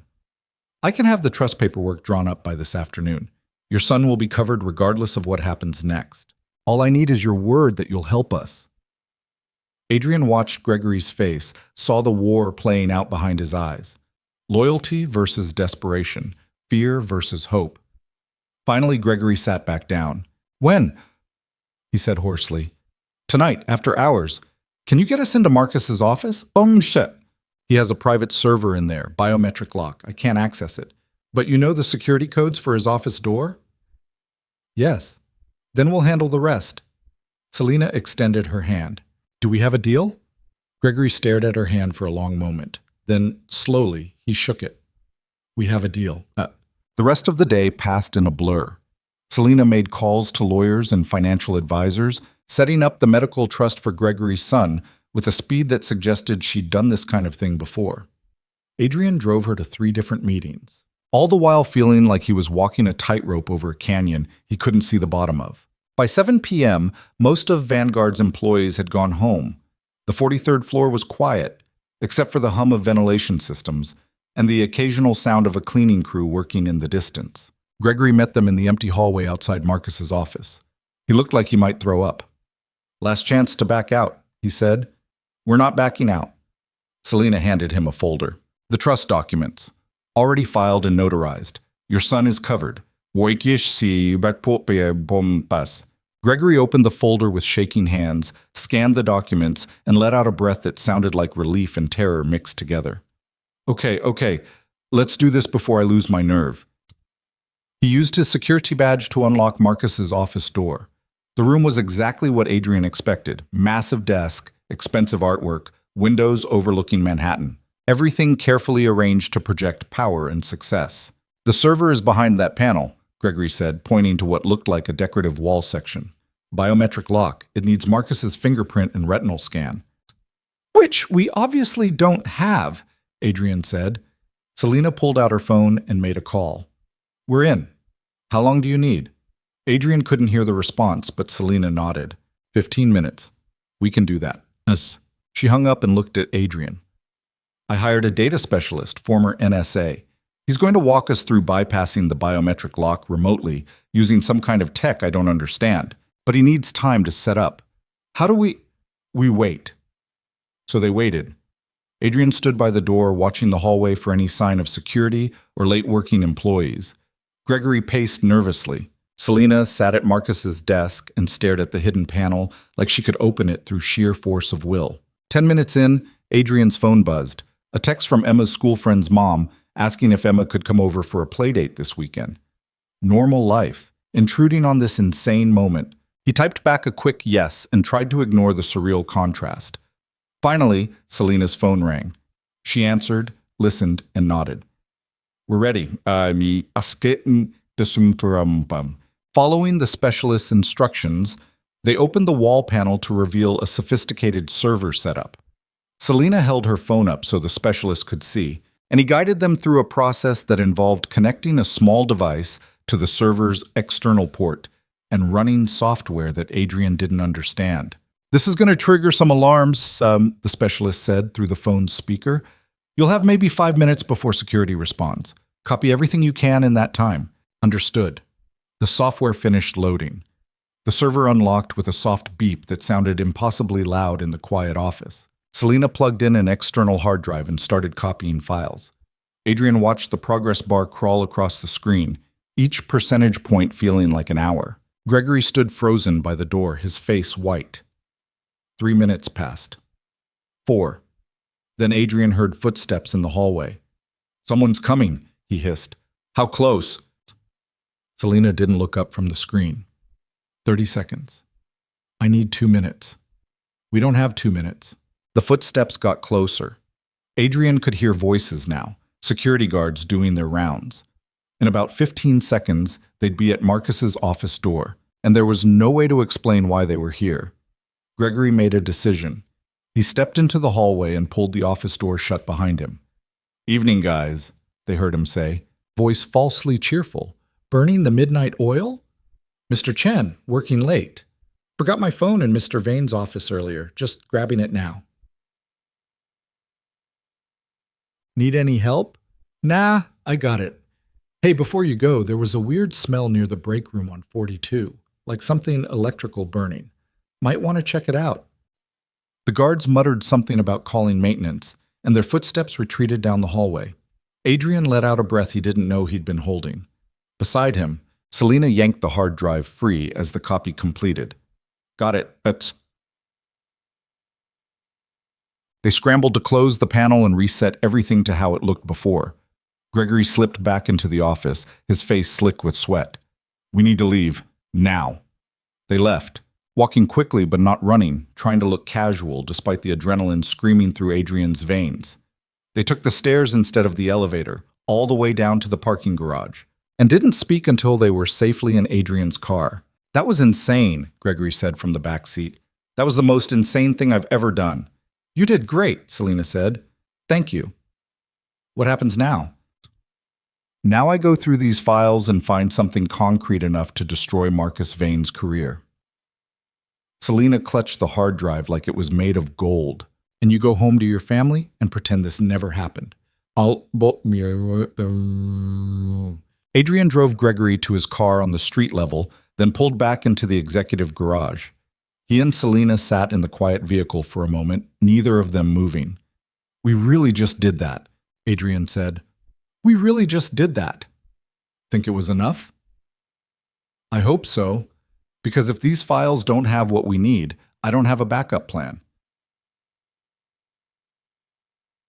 Adrian turned to look at her. In the dim garage lighting, Selena looked exhausted and terrified and somehow more human than he'd ever seen her. Whatever's on that drive, he said. We'll deal with it, together. Selena met his eyes and nodded. Then impulsively, she reached over and squeezed his hand. The gesture was brief and awkward, like she wasn't used to physical contact, but it meant something. Thank you, she said quietly, for not giving up on me. Thank you for giving me a reason to show up. They sat there for another moment. Then Selena gathered her things and got out of the car. She walked to her own vehicle parked in the executive section, A sleek sports car that probably cost more than Adrian would make in 5 years, and turned back once before getting in. Go home, Adrian. Get some sleep. Tomorrow's going to be complicated. Aren't they all? Selina almost smiled. Fair point, boss. Adrian drove home through Manhattan traffic, his mind replaying the last hour on an endless loop. They'd broken into Marcus Vane's office. They'd stolen confidential files from a private server. If Marcus found out, Adrian would be fired at minimum, possibly arrested.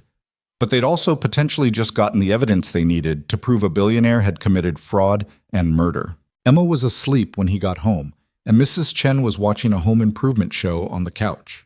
Adrian paid her, waited until she left, and then collapsed into a chair at the kitchen table. His phone buzzed, a text from Selina. Found something. Call me when you're alone. Adrian glanced at Emma's closed bedroom door, then dialed. Selina answered on the first ring. The files are worse than I thought. Worse how? Marcus didn't just embezzle from Vanguard. He's been running a shadow operation for 3 years, funneling company resources into private accounts, and then using that money to buy influence. Board members, politicians, investigators. He's built an entire network designed to protect himself and drain the company dry. Adrian felt sick. How much? $200 million so far, and climbing. Can you prove it? I can prove all of it. The emails, the transfers, the payoffs. He kept records of everything. Selina's voice was shaking with suppressed rage. He thought he was untouchable, that no one would ever see these files. What about the explosion? Silence. Then Selina spoke again, and her voice was hollow. There's an email, sent to a private contractor 3 days before Daniel died. Subject line says asset elimination, collateral protection required. It includes coordinates for the marina and a payment schedule. Adrian's chest tightened. That's a murder-for-hire contract. Yes. Selina, this is enough. Take it to the FBI. End this. I can't, not yet. Why not? Because one of the people on Marcus's payroll is Assistant Director Morrison at the FBI's New York field office. There's a payment record right here, $50,000, delivered 2 weeks after the explosion investigation closed. Selina's voice cracked. If I go to the FBI, Morrison will warn Marcus. Everything we've worked for will disappear.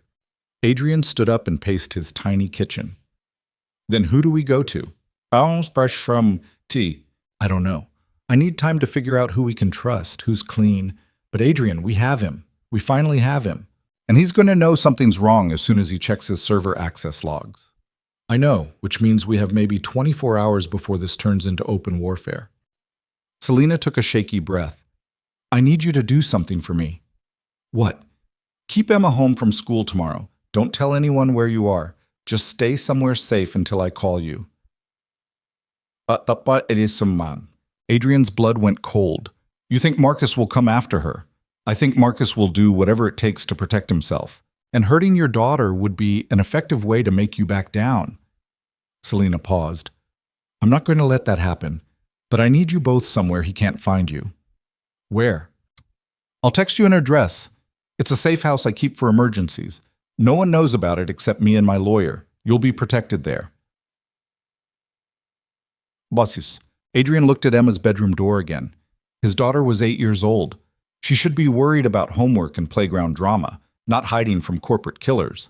But this was the world they were in now. Okay, he said. We'll go. I'm sorry, Adrian. I'm so sorry I dragged you into this. Stop apologizing. We're in this together, remember? Together, Selina echoed. Then she hung up. Adrian sat in the dark kitchen for a long time, listening to the sound of Emma breathing softly in her room. He thought about Jessica, about the promises he'd made to her before she died. Protect Emma. Don't stop living. He was trying. He really was. But right now, all he could do was pack a bag and hope they survived until morning. The safe house was in Queens, tucked between a laundromat and a bodega on a street that looked like it had seen better decades. Adrian pulled up at 4 in the morning with Emma asleep in the back seat, her dinosaur backpack clutched against her chest like a shield.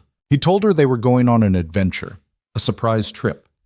She'd been excited at first, then confused when he packed their bags in the middle of the night and wouldn't explain why. By the time they left the apartment, she'd stopped asking questions and just held his hand tighter. The building's exterior was unremarkable. Graffiti on the walls, flickering streetlights, the kind of place people walked past without looking twice. Adrian checked the address 3 times before he was sure he had the right location. He carried Emma upstairs to the 3rd floor. The apartment door opened before he could knock. A woman stood in the doorway, late 50s, with gray hair pulled back and eyes that assessed Adrian in about 2 seconds flat. She wore jeans and a sweater, but something about her posture screamed former military. "Adrian Cole?" she asked. "That's me."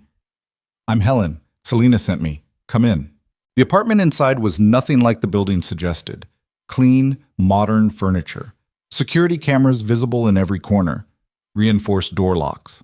Windows with bars that looked decorative but were clearly functional. Adrian laid Emma on the couch, and she stirred but didn't wake. Helen handed him a blanket without being asked. "She's safe here," Helen said quietly. "This building has security I installed personally. No one gets in or out without me knowing."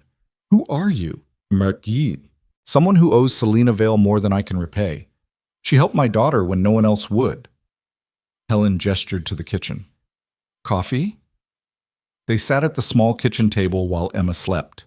Helen poured 2 cups of coffee that smelled strong enough to wake the dead, and Adrian wrapped his hands around the mug just to have something to hold on to. "Selena told me what you're doing," Helen said, "stealing files from Marcus Vane.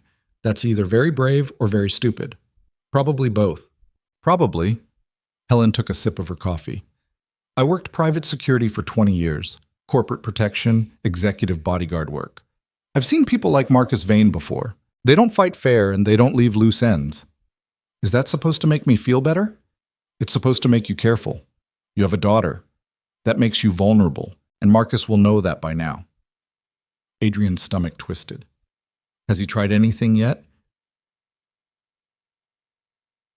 "Not yet, but Selena thinks it's coming." Helen pulled out her phone and showed Adrian a series of photos. "These are surveillance shots from your apartment building. 2 men showed up around midnight, asked your neighbor questions about your schedule. Mrs. Chen, I think her name is?" Adrian felt cold. "She didn't tell them anything, did she?" "She told them you work nights and she doesn't know where, but they were asking Adrian, which means Marcus is already looking for leverage." "Then Emma needs to stay here, where it's safe." "She does. And you need to figure out how to end this before Marcus escalates." Helen leaned forward. "Selena has the evidence, right? Why not just go public? Send it to every news outlet in the city.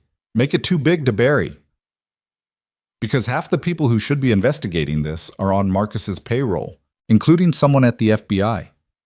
Adrian rubbed his face. "We need to find someone clean, someone with enough power to actually do something." "Good luck with that. In my experience, power and clean don't usually go together."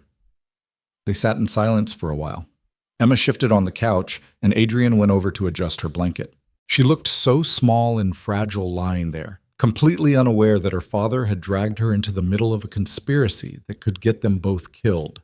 His phone buzzed. A text from Selena. "Are you safe?" "We're at the safe house. Emma's asleep." "Good. Stay there. Don't leave for any reason." "What's happening?" The response took a minute to arrive. "Marcus knows. He checked his server logs this morning. I'm being called into an emergency board meeting in 2 hours." Adrian's pulse spiked. "What are you going to do? Tell them the truth. All of it. That's suicide. Half the board is probably working with him." "I know, but I'm out of options. If I run, I look guilty. If I hide, he wins by default. The only play I have left is to go on offense." Adrian wanted to argue, to tell her this was insane, that she needed to disappear until they figured out a better plan. But he knew Selena well enough by now to understand she'd already made her decision. "I'm coming with you," he texted. "No, you stay with Emma. Helen can watch Emma. You need backup." "Adrian, you hired me to protect you. Let me do my job." Another long pause. Then, "Vanguard headquarters. 9 a.m. Don't be late." Adrian looked at Helen. "I need you to watch Emma. Keep her safe no matter what happens." "Where are you going?" "To make sure Selena doesn't get herself killed." Helen studied him for a moment, then nodded. "Your daughter will be fine. I promise." Adrian kissed Emma's forehead, whispered that he loved her, and left before he could second-guess himself. The drive back to Manhattan felt like traveling toward an execution. Adrian's hands were steady on the wheel, but his mind kept racing through worst-case scenarios. Marcus having them arrested on the spot. The board turning on Selena completely. Someone pulling a gun in the middle of the meeting. He arrived at Vanguard at 8:30. The building looked exactly the same as it had every other morning, but Adrian felt the difference. There were more security guards in the lobby, cameras that tracked his movement across the marble floor, a tension in the air that suggested everyone knew something was about to break. Selena was waiting in the executive garage, leaning against her car. She'd dressed for battle, a black suit that probably cost more than Adrian's monthly rent, hair pulled back severely, makeup that made her look carved from stone. "You came," she said. "I told you I would."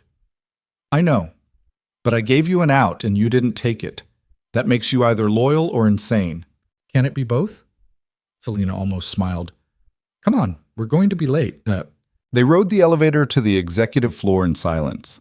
Adrian could feel Selena's tension radiating off her in waves. Her hands kept clenching and unclenching at her sides, the only outward sign that she was terrified.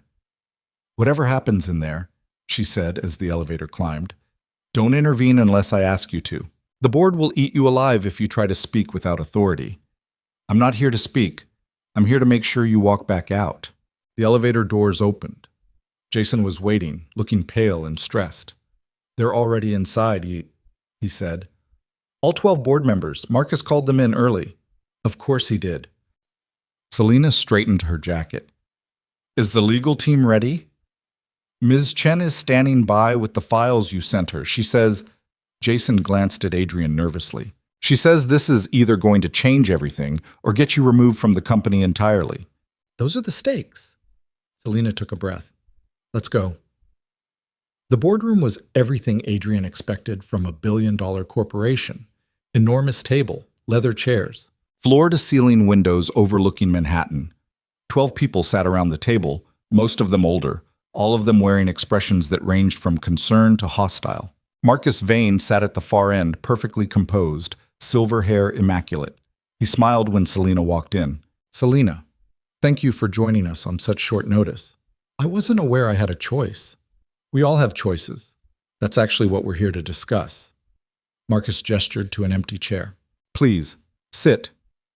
Selena sat. Adrian took up position near the door, trying to blend into the background. Several board members glanced at him with obvious confusion, but no one asked why he was there. Marcus stood and clasped his hands behind his back. 3 years ago, this company suffered a tremendous loss. Daniel Reeves, one of our earliest investors and a beloved member of our team, died in a tragic accident, and Selena, our founder and CEO, nearly died with him. Several board members nodded sympathetically. Adrian noticed Catherine Reeves sitting 3 seats down from Marcus, her expression carefully neutral. "Since then," Marcus continued, "we've worked hard to maintain stability, to keep Vanguard running while Selena recovered from her trauma.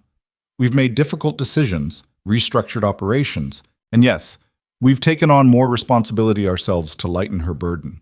"Get to the point, Marcus," Selena said coldly. "The point is that last night someone broke into my office.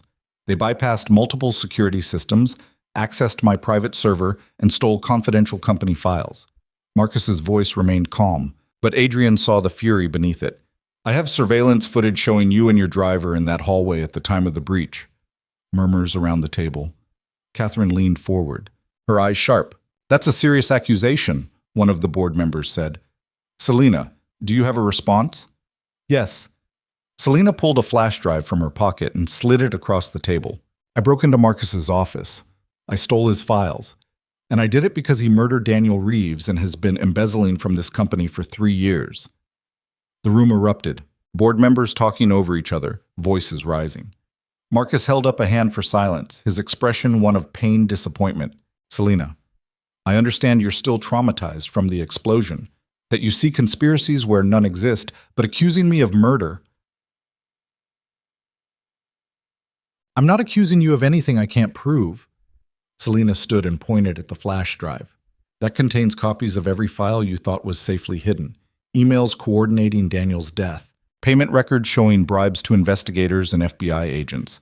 Transfer receipts proving you've stolen over $200 million from Vanguard and funneled it into offshore accounts. Catherine had gone pale. Several other board members were staring at the flash drive like it might explode. She's lying, Marcus said, but his voice had lost some of its confidence. This is a desperate attempt to deflect from her own instability. Then let's look at the files right now. Selena gestured to the laptop at the head of the table. Pull them up. Show everyone here that I'm lying. Marcus didn't move. One of the board members, an older woman named Patricia, who'd been with the company since its founding, reached for the flash drive. I think we should see what's on here. This is ridiculous, Marcus snapped. You're going to believe the paranoid fantasies of someone who's clearly having a breakdown? I'm going to look at the evidence, Patricia said firmly. She plugged the flash drive into the laptop and opened the first file. Adrian watched her face change as she read. Shock, then horror, then cold, furious anger. My God, she whispered. Patricia pulled up more files. The emails discussing Daniel's murder, the payment records showing bribes, the offshore accounts containing millions of dollars that should have been in Vanguard's treasury. Other board members crowded around the laptop, reading over her shoulder. The room had gone from chaos to absolute silence, except for the clicking of the mouse as Patricia navigated through the evidence. Marcus's composure finally cracked. Those files are fabricated. Anyone with basic computer skills could create fake emails. These aren't fake, Patricia said, her voice shaking. I recognize the account numbers, the transfer protocols. These are real. She looked up at Marcus. You've been stealing from us, from the company we built together. It did. And you killed Daniel? Selena said quietly. You convinced him to move money by telling him it was to protect Vanguard from a hostile takeover. He trusted you. And then you had him killed before he could figure out what you'd really done. Marcus stood abruptly, his chair scraping back. This meeting is over. I'm calling my lawyer. Sure. Sit down, Marcus. Patricia's voice cracked like a whip.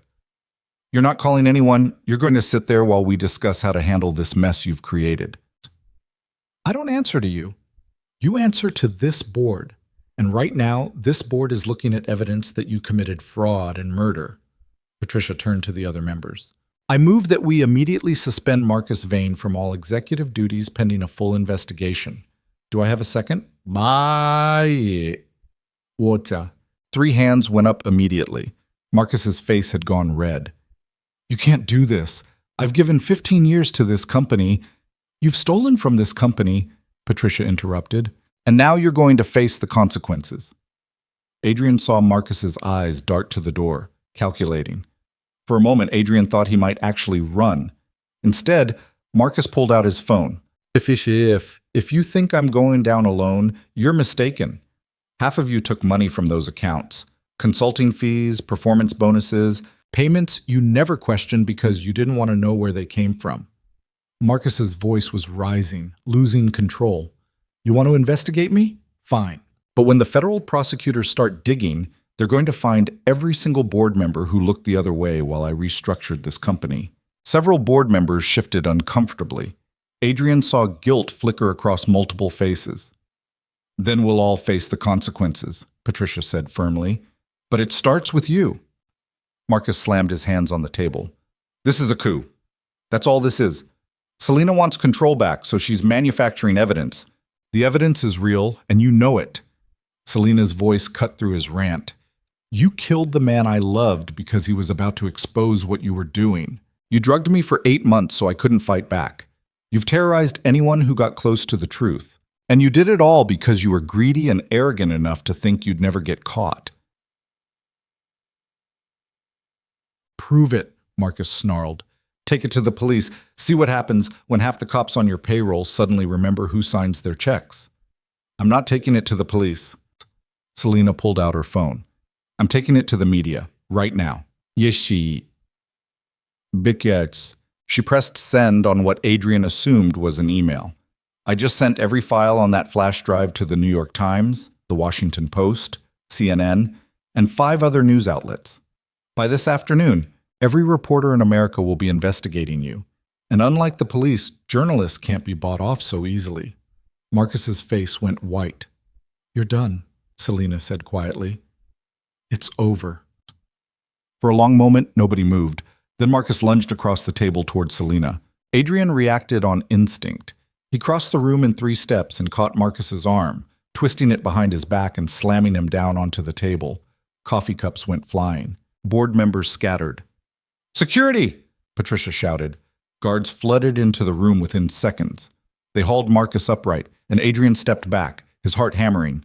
Marcus was still struggling, his face contorted with rage. "You have no idea what you've done," Marcus spat at Selena. "No idea who else is involved. This is bigger than me, bigger than Vanguard. Then they'll all go down too." Selena's voice was cold. "Take him out of here." Security dragged Marcus toward the door. He kept shouting, threats and accusations and desperate promises, but nobody was listening anymore. The boardroom had erupted into chaos as members argued about legal liability and damage control.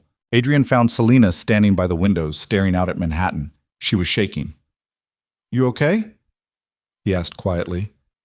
"I don't know. Ask me in a week when the lawyers are done screaming at me." She turned to face him. "Thank you for stopping him." "That's what you pay me for." "No, I pay you to drive. You stopped him because you wanted to." Adrian didn't argue. He could still feel the adrenaline singing through his veins, the moment of absolute clarity when he'd realized Marcus was going to hurt Selena and Adrian's body had moved before his brain caught up. His phone rang. Helen. "Adrian, we have a problem." His stomach dropped. "What's wrong?" Someone tried to force entry to the safe house 20 minutes ago. 3 men in a black SUV. I called the police, and they ran before anyone arrived. But this location is compromised. I need to move Emma somewhere else. Where? I have another place, but Adrian... Helen's voice was grim. Whoever sent those men knew exactly where to look. Someone close to this situation is feeding information to Marcus's people. Adrian looked around the boardroom at the 12 board members, at Patricia arguing with Catherine, at the lawyers who'd been called in and were spreading documents across the table. "There's a leak," he said. "A big one. Get Emma and Selena somewhere safe. Today. Don't tell anyone where you're going." Adrian hung up and grabbed Selena's arm. "We need to leave. Now." "What happened?" "Someone just tried to get to Emma. The safe house is blown." Selena's face went hard. "Then we run, say?" They left through a service exit, avoiding the lobby and the press that was already gathering outside the building after Selena's email blast. Adrian drove them to Queens, breaking half the traffic laws in New York, while Selena made calls to lawyers and accountants and people whose names Adrian didn't catch. Helen was waiting at the safe house entrance, Emma beside her looking scared and confused. "Daddy!" Emma ran to him, and Adrian scooped her up, holding her tight. "Hey, kiddo, you okay?" Helen said we had to leave. "What's happening? Are we in trouble?" "No, baby, but we need to go somewhere else for a little while." Selena crouched down to Emma's level. "Hi, I'm Selena. Your dad works for me." Emma studied her with the brutal honesty only 8-year-olds possess. "Are you the reason we're running?" "Yes. I'm sorry." "Are you going to keep my dad safe?" Selena met Emma's eyes. "I'm going to try, but right now, your dad's the one keeping me safe." Emma seemed to consider this, then she grabbed Selena's hand. "Then we should help each other." Something in Selena's expression cracked. She looked at Emma like she'd just been handed something precious and fragile and had no idea how to hold it without breaking. "Yeah," Selena said softly. "We should." Helen gave them an address in Connecticut, a cabin owned by someone she trusted who owed her a favor. They threw bags in the car and left within 20 minutes, watching the rearview mirror the entire drive to make sure they weren't followed. The cabin was 2 hours north, deep enough in the woods that Adrian's phone lost signal halfway there. It was small and rustic, with 2 bedrooms and a fireplace that looked like it hadn't been used in years. "We'll be safe here," Helen said. She'd insisted on coming with them, and Adrian was grateful. "At least for a few days until the media firestorm dies down and we figure out who's feeding information to Marcus's people."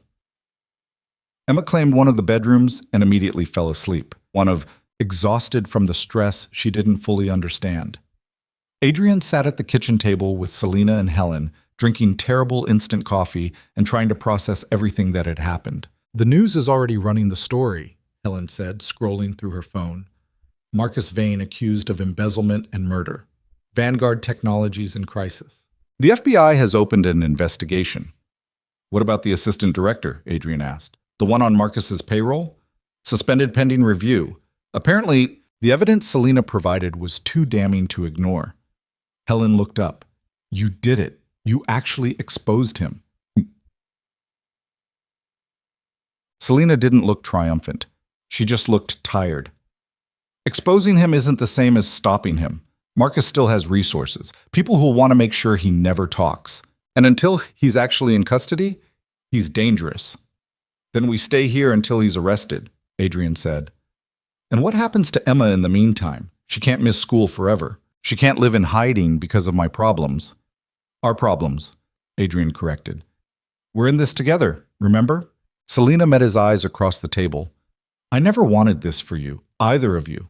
I know, but it's too late to go back now." They sat in exhausted silence. Outside, the sun was setting through the trees, painting the cabin in shades of orange and gold. It should have been peaceful. Instead, Adrian felt like they were sitting in the eye of a hurricane, waiting for the storm to circle back and finish what it started. His phone buzzed. One bar of signal, barely enough for a text to come through. It was from an unknown number. "You made a mistake going public. Marcus has friends you don't know about. People who make problems disappear. If you want your daughter to be safe, you'll convince Selena Vale to recant her accusations. You have 48 hours. Adrian showed the message to Selena. Her face went pale. "They know where we are," she whispered. "How?" "We didn't tell anyone." Helen stood up abruptly. "The leak isn't at Vanguard. It's with the phone carriers. They're tracking your cell signal." Adrian powered off his phone immediately, but the damage was done. Someone knew they were in Connecticut. Someone was coming. "We need to move," Helen said. "Now, before they... Batis." Glass shattered as the front window exploded inward. Adrian threw himself over Emma's bedroom door while Selena and Helen dove behind the kitchen counter. Footsteps crunched on broken glass. Voices shouting, "Federal agents! Nobody move!" But Adrian knew those weren't federal agents. He knew exactly who'd just broken into the cabin, and he knew they weren't here to arrest anyone. They were here to make sure Selena Vale never testified against Marcus Vane, and Adrian was the only thing standing between them and his daughter. Adrian's body moved before his brain finished processing the threat. He yanked Emma's bedroom door open, scooped his daughter off the bed while she was still half asleep, and shoved her into the closet. "Stay here," he hissed. "Don't make a sound no matter what you hear." Emma's eyes were wide with terror, but she nodded. Adrian closed the closet door and turned just as the bedroom door burst open. The man standing there wasn't wearing a federal agent uniform.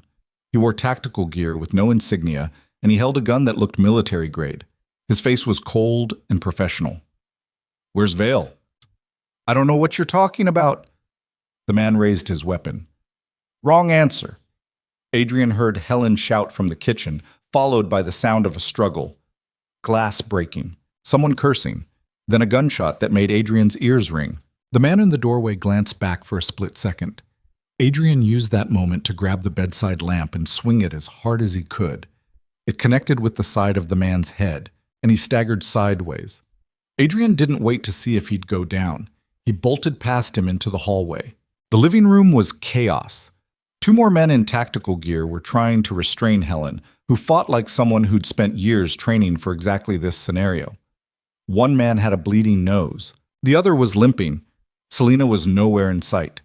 Adrian heard movement from the kitchen and saw a flash of black fabric disappearing through the back door. One of the men noticed too and started after her. "Go!" Helen shouted at Adrian while she drove her elbow into the first man's ribs. "Get her out of here!" Adrian ran. Through the kitchen, out the back door, into the dense Connecticut woods that surrounded the cabin. Behind him, he heard shouting and footsteps and the sound of someone yelling into a radio. The woods were dark and thick with underbrush that grabbed at Adrian's legs as he ran. He could barely see 10 feet ahead, but he kept moving, following the sound of branches breaking somewhere ahead of him. "Selena!" he called out, keeping his voice low. "Here!" He found her crouched behind a fallen tree, breathing hard. Her expensive suit was torn, and there was blood on her sleeve from where she'd scraped against something sharp. "Are you hit?" Adrian asked. "No. You?" "I'm fine. Emma's in the closet back at the cabin. We need to get her. We can't go back. There are too many of them. I'm not leaving my daughter with armed men ransacking that cabin." Selena grabbed his arm. "Listen to me. Helen can handle herself. She'll protect Emma until we can get help. But if we go back now, we'll just get caught or killed. And then Emma will be completely alone." Adrian wanted to argue. Every instinct screamed at him to run back to that cabin and get his daughter out. But Selena was right. Going back would be suicide. "Then what do we do?" "We get to a phone, call real federal agents, end this tonight." Selena pulled herself up using the fallen tree for support. "There's a main road about 2 miles north. If we can reach it..." A flashlight beam cut through the darkness. Voices getting closer. "They're tracking us," Adrian whispered. They ran deeper into the woods, stumbling over roots and low branches. Adrian's lungs burned and his legs felt like lead, but he kept moving. Behind them, the flashlight beams multiplied. 3, then 4, then more than Adrian could count. These weren't just hired thugs. This was a coordinated team with resources and training. They broke through into a clearing, and Adrian realized they'd reached a cliff edge. Below them, maybe 30 feet down, a river rushed over rocks. The opposite bank was close enough to see, but too far to jump. "We're trapped," Selena said. The flashlights were getting closer. Adrian could hear voices now, coordinating positions, closing in from multiple directions. He looked at the river, at Selena, at the woods behind them where his daughter was hiding in a closet while armed men tore through the cabin. "How good are you at swimming?" he asked. Selena followed his gaze and went pale. "You're not serious. You have a better idea? That's at least a 30-foot drop onto rocks. Then we'll aim for the deep part." The flashlights were less than 50 yards away now. Adrian could make out silhouettes moving between the trees. Selena grabbed his hand. "If we die doing this, I'm going to be really annoyed at you. If we die, you won't have time to be annoyed." They jumped. The fall lasted maybe 2 seconds, but felt like an hour. Adrian hit the water hard, the impact driving the air from his lungs. Cold shock. Darkness. The current immediately grabbed him and pulled him downstream, spinning him around until he lost all sense of direction. His head broke the surface and he gasped for air. "Selena." "Here." She was 10 feet away, struggling against the current. Adrian swam toward her, fighting the water that wanted to drag them both under. He grabbed her arm and pulled her toward the nearest bank. They crawled onto muddy ground, coughing and shivering. Above them, on the cliff edge, flashlight beams swept back and forth. "Did they jump?" someone shouted. "I don't see them. Check downstream." Damas, Ichi? Adrian and Selena didn't wait to hear more. They pushed themselves up and ran along the riverbank, staying low, using the darkness and the sound of rushing water to cover their movement. They walked for what felt like hours, but was probably closer to 40 minutes. Finally, they stumbled onto a 2-lane road cutting through the forest. No streetlights, no traffic. Just empty asphalt stretching in both directions. "Which way?" Selena asked through chattering teeth. Adrian pulled out his phone, realized it was still powered off from earlier, and turned it on despite knowing it would make them trackable again. 1 bar of signal appeared. He dialed 911. "This is emergency services. What's your emergency?" "My name is Adrian Cole. We're on..." He looked around frantically for a road sign and spotted one maybe 50 yards away. County Road 17 in Connecticut. "We're being chased by armed men who attacked a cabin back near..." The line went dead. Adrian stared at his phone. "They cut the signal. They're jamming local cell towers." Selena hugged herself, shivering violently.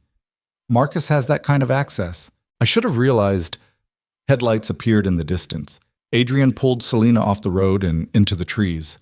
They crouched in the underbrush and watched as a black SUV drove slowly past, spotlight sweeping the shoulders. "They're searching the whole area," Adrian whispered. "We need a car." "How?" "We're in the middle of nowhere, soaking wet, with no way to call for help." Selena was quiet for a moment. Then she said, "The cabin where we were staying. Helen said someone owned it who owed her a favor. There might be another property nearby. Another cabin. Somewhere with a vehicle." It was a long shot, but it was the only shot they had. They walked parallel to the road, staying in the tree cover, following the route back toward where the cabin should be. Adrian's clothes were starting to dry, but he couldn't stop shivering. Beside him, Selena looked like she was barely staying upright. "Tell me something," she said as they walked. "Why did you really take this job? The real reason, not the money answer." "You bumped us. Adrian thought about it. "Because you looked lonely at that gala. You were surrounded by hundreds of people, and you looked like the loneliest person I'd ever seen. It reminded me of how I felt after Jessica died. Like I was invisible, even when people were looking right at me." "I am lonely," Selena said quietly. "I've been lonely for 3 years. Ever since the explosion, I've been so focused on survival and revenge that I forgot how to just be a person, how to trust anyone, how to live instead of just existing. You saved my daughter's life by activating that insurance. You gave us a future when I didn't think we'd have one. That's not just existing, Selena. That's caring about something beyond yourself. I care about a lot of things. I've just been terrible at showing it." They walked in silence for a while. Then Selena said, "If we get out of this, when we get out of this, I'm stepping down as CEO." Adrian stopped walking. "What?" "I mean it.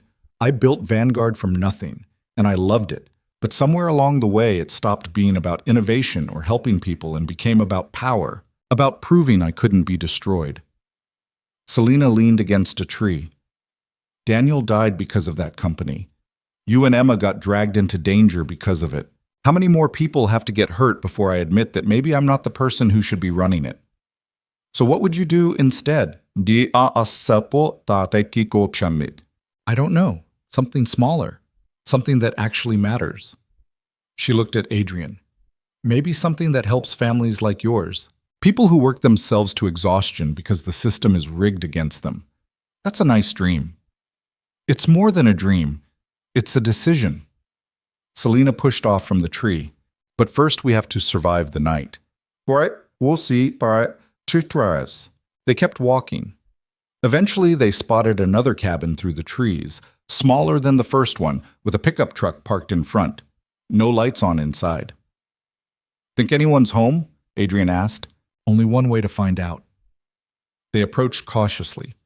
Adrian tried the front door and found it unlocked. Inside was exactly what they needed. A phone mounted on the kitchen wall, the old-fashioned kind with a cord. Adrian picked it up and heard a dial tone. This phone wasn't connected to the cell network they'd been jamming. He dialed 911 again. "Emergency services. This is Adrian Cole. I called earlier but got cut off. We're at a cabin on County Road 17 and we need—" "Mr. Cole, we've been looking for you. Stay where you are. We're sending units to your location now." Adrian hung up and looked at Selena. "They're coming." "How long?" She didn't say, "But we need to be ready in case Marcus's people find us first." They searched the cabin, found a hunting rifle mounted on the wall with a box of ammunition. Adrian had never fired a gun in his life, but he loaded it anyway with hands that shook more than he wanted to admit. They waited. 20 minutes passed, then 30. Adrian stood by the window, watching the road. Selena sat at the kitchen table, looking exhausted and scared, and more human than he'd ever seen her. "I'm sorry," she said suddenly, "for all of this. You were just trying to give your daughter a better life, and I dragged you into my war. You gave me a chance when no one else would. You trusted me when you didn't have to. And yeah, it got complicated and dangerous. But I'd rather be here fighting beside you than back in my old life pretending everything was fine when it wasn't." That's probably the exhaustion talking. Maybe. Or maybe I finally found something worth fighting for beyond just survival. Headlights appeared on the road, multiple vehicles moving fast. Adrian raised the rifle. "Get down!" But the vehicles that pulled up weren't black SUVs. They were police cruisers and unmarked federal cars. Real ones this time, with officers pouring out and spreading across the property with practiced efficiency. Someone knocked on the door. "Adrian Cole? Selena Vale? This is FBI Special Agent Morrison. You're safe now." Adrian lowered the rifle and Selena opened the door. The agent standing there was a woman in her 40s with tired eyes and a badge clipped to her belt. We've been tracking this situation since you went public with those files this morning, Ms. Vale. Sorry it took us so long to find you. Marcus Vane's people have been running interference all day. Where's my daughter? Adrian demanded. Safe. Helen Chang got her out of the first cabin before things escalated. They're at a secure location in Hartford. We can take you to her now. Adrian felt his legs nearly give out with relief. They were driven to Hartford in the back of a federal vehicle, wrapped in emergency blankets, answering questions about the attack and the men who'd chased them. Agent Morrison explained that Marcus had been arrested 3 hours earlier trying to board a private jet to Argentina. The assistant director on his payroll had already flipped and was providing testimony in exchange for reduced charges. The cabin where Helen had taken Emma was actually a federal safe house. Adrian barely remembered walking through the door before Emma launched herself at him, crying and holding on like she'd never let go. I was so scared, she sobbed into his chest. Helen said you'd come back, but I didn't know if... I'm here, baby. I'm here. You're safe. Selena stood in the doorway, watching them. Emma pulled back from Adrian and looked at her. Did you keep my dad safe? Emma asked. He kept me safe, Selena said softly. Your dad is the bravest person I've ever met. Emma studied Selena for a moment, then walked over and hugged her.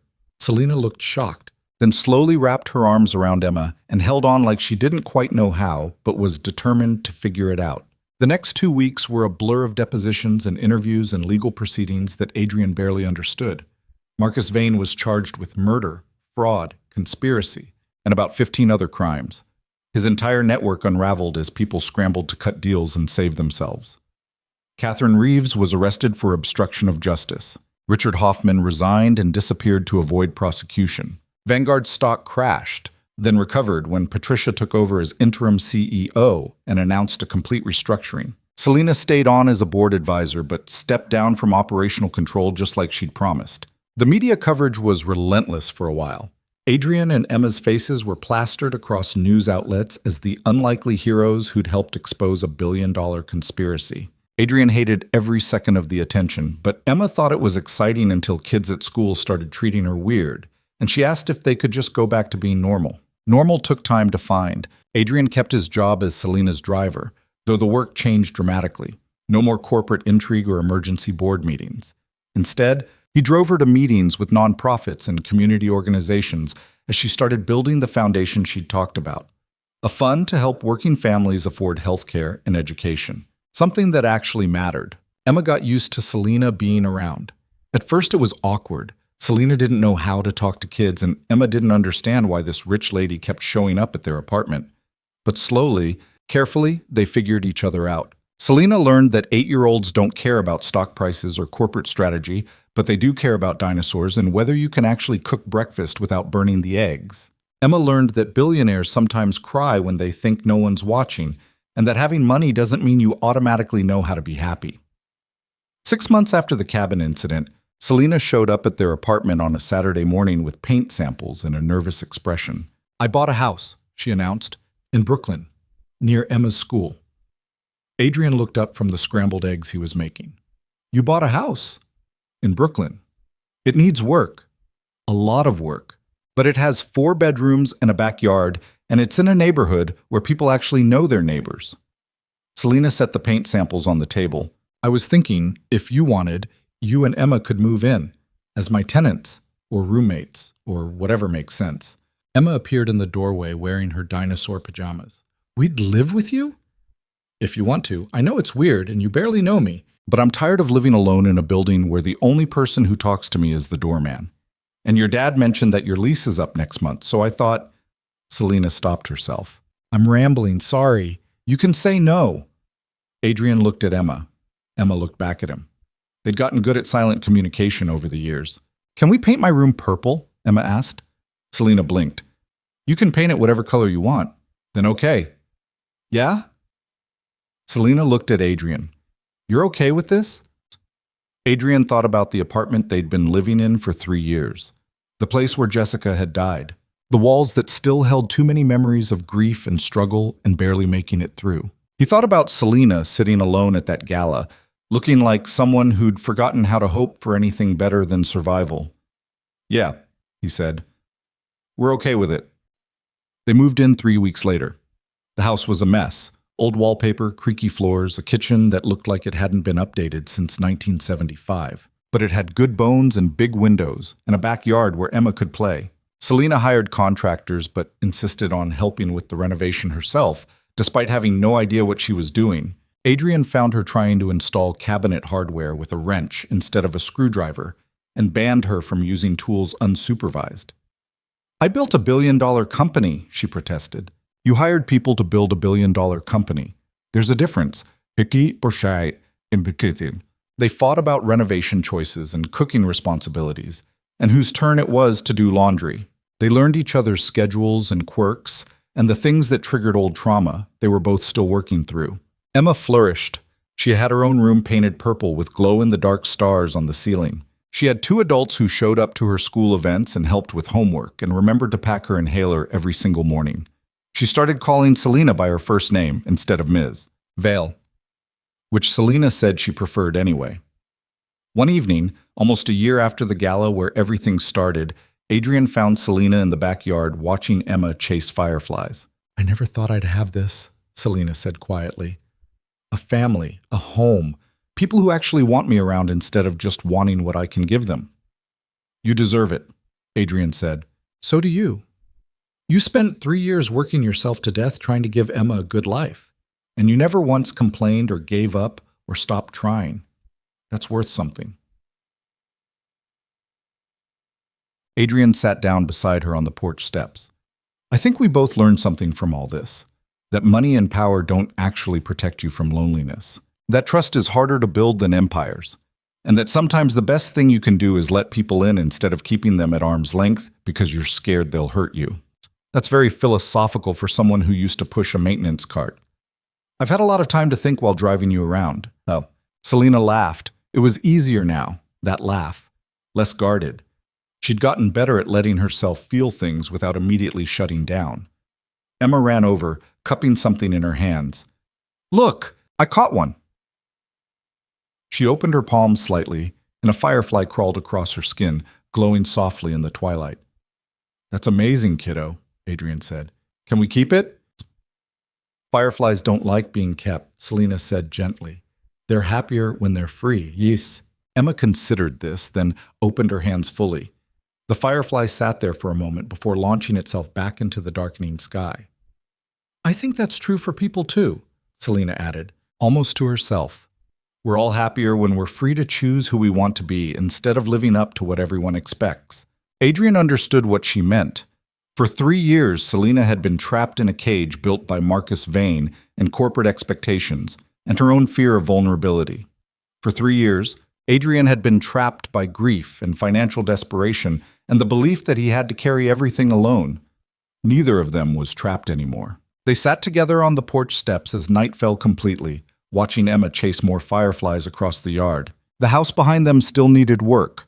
The roof leaked in one corner and the heating system made concerning noises in winter. But it was theirs, a place they'd chosen together, instead of settling for what they thought they deserved. "Adrian?" Selena said after a while. "Yeah?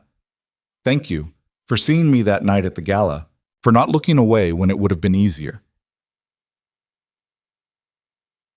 Thank you for giving me a reason to look up instead of just surviving day to day." Emma called out that she'd found 3 fireflies at once, and they both stood up to go see. Selena's hand brushed against Adrian's as they walked across the lawn, and neither of them pulled away. Some things Adrian had learned were worth fighting for, worth risking everything to protect. Not power or money or revenge, but the simple, complicated act of building a life with people who chose to stay even when staying was difficult. Emma released the fireflies one at a time, and they floated up into the summer night like tiny falling stars in reverse. Selena watched with an expression Adrian had never seen on her face before. Something peaceful and content and hopeful about what tomorrow might bring. The billionaire who'd once ruled Wall Street through fear now lived in a fixer-upper in Brooklyn, learning how to be part of a family instead of running an empire. The maintenance worker who'd been invisible to everyone who mattered finally had people who saw him clearly and chose him anyway. It wasn't the ending either of them expected. It was better than that. It was real.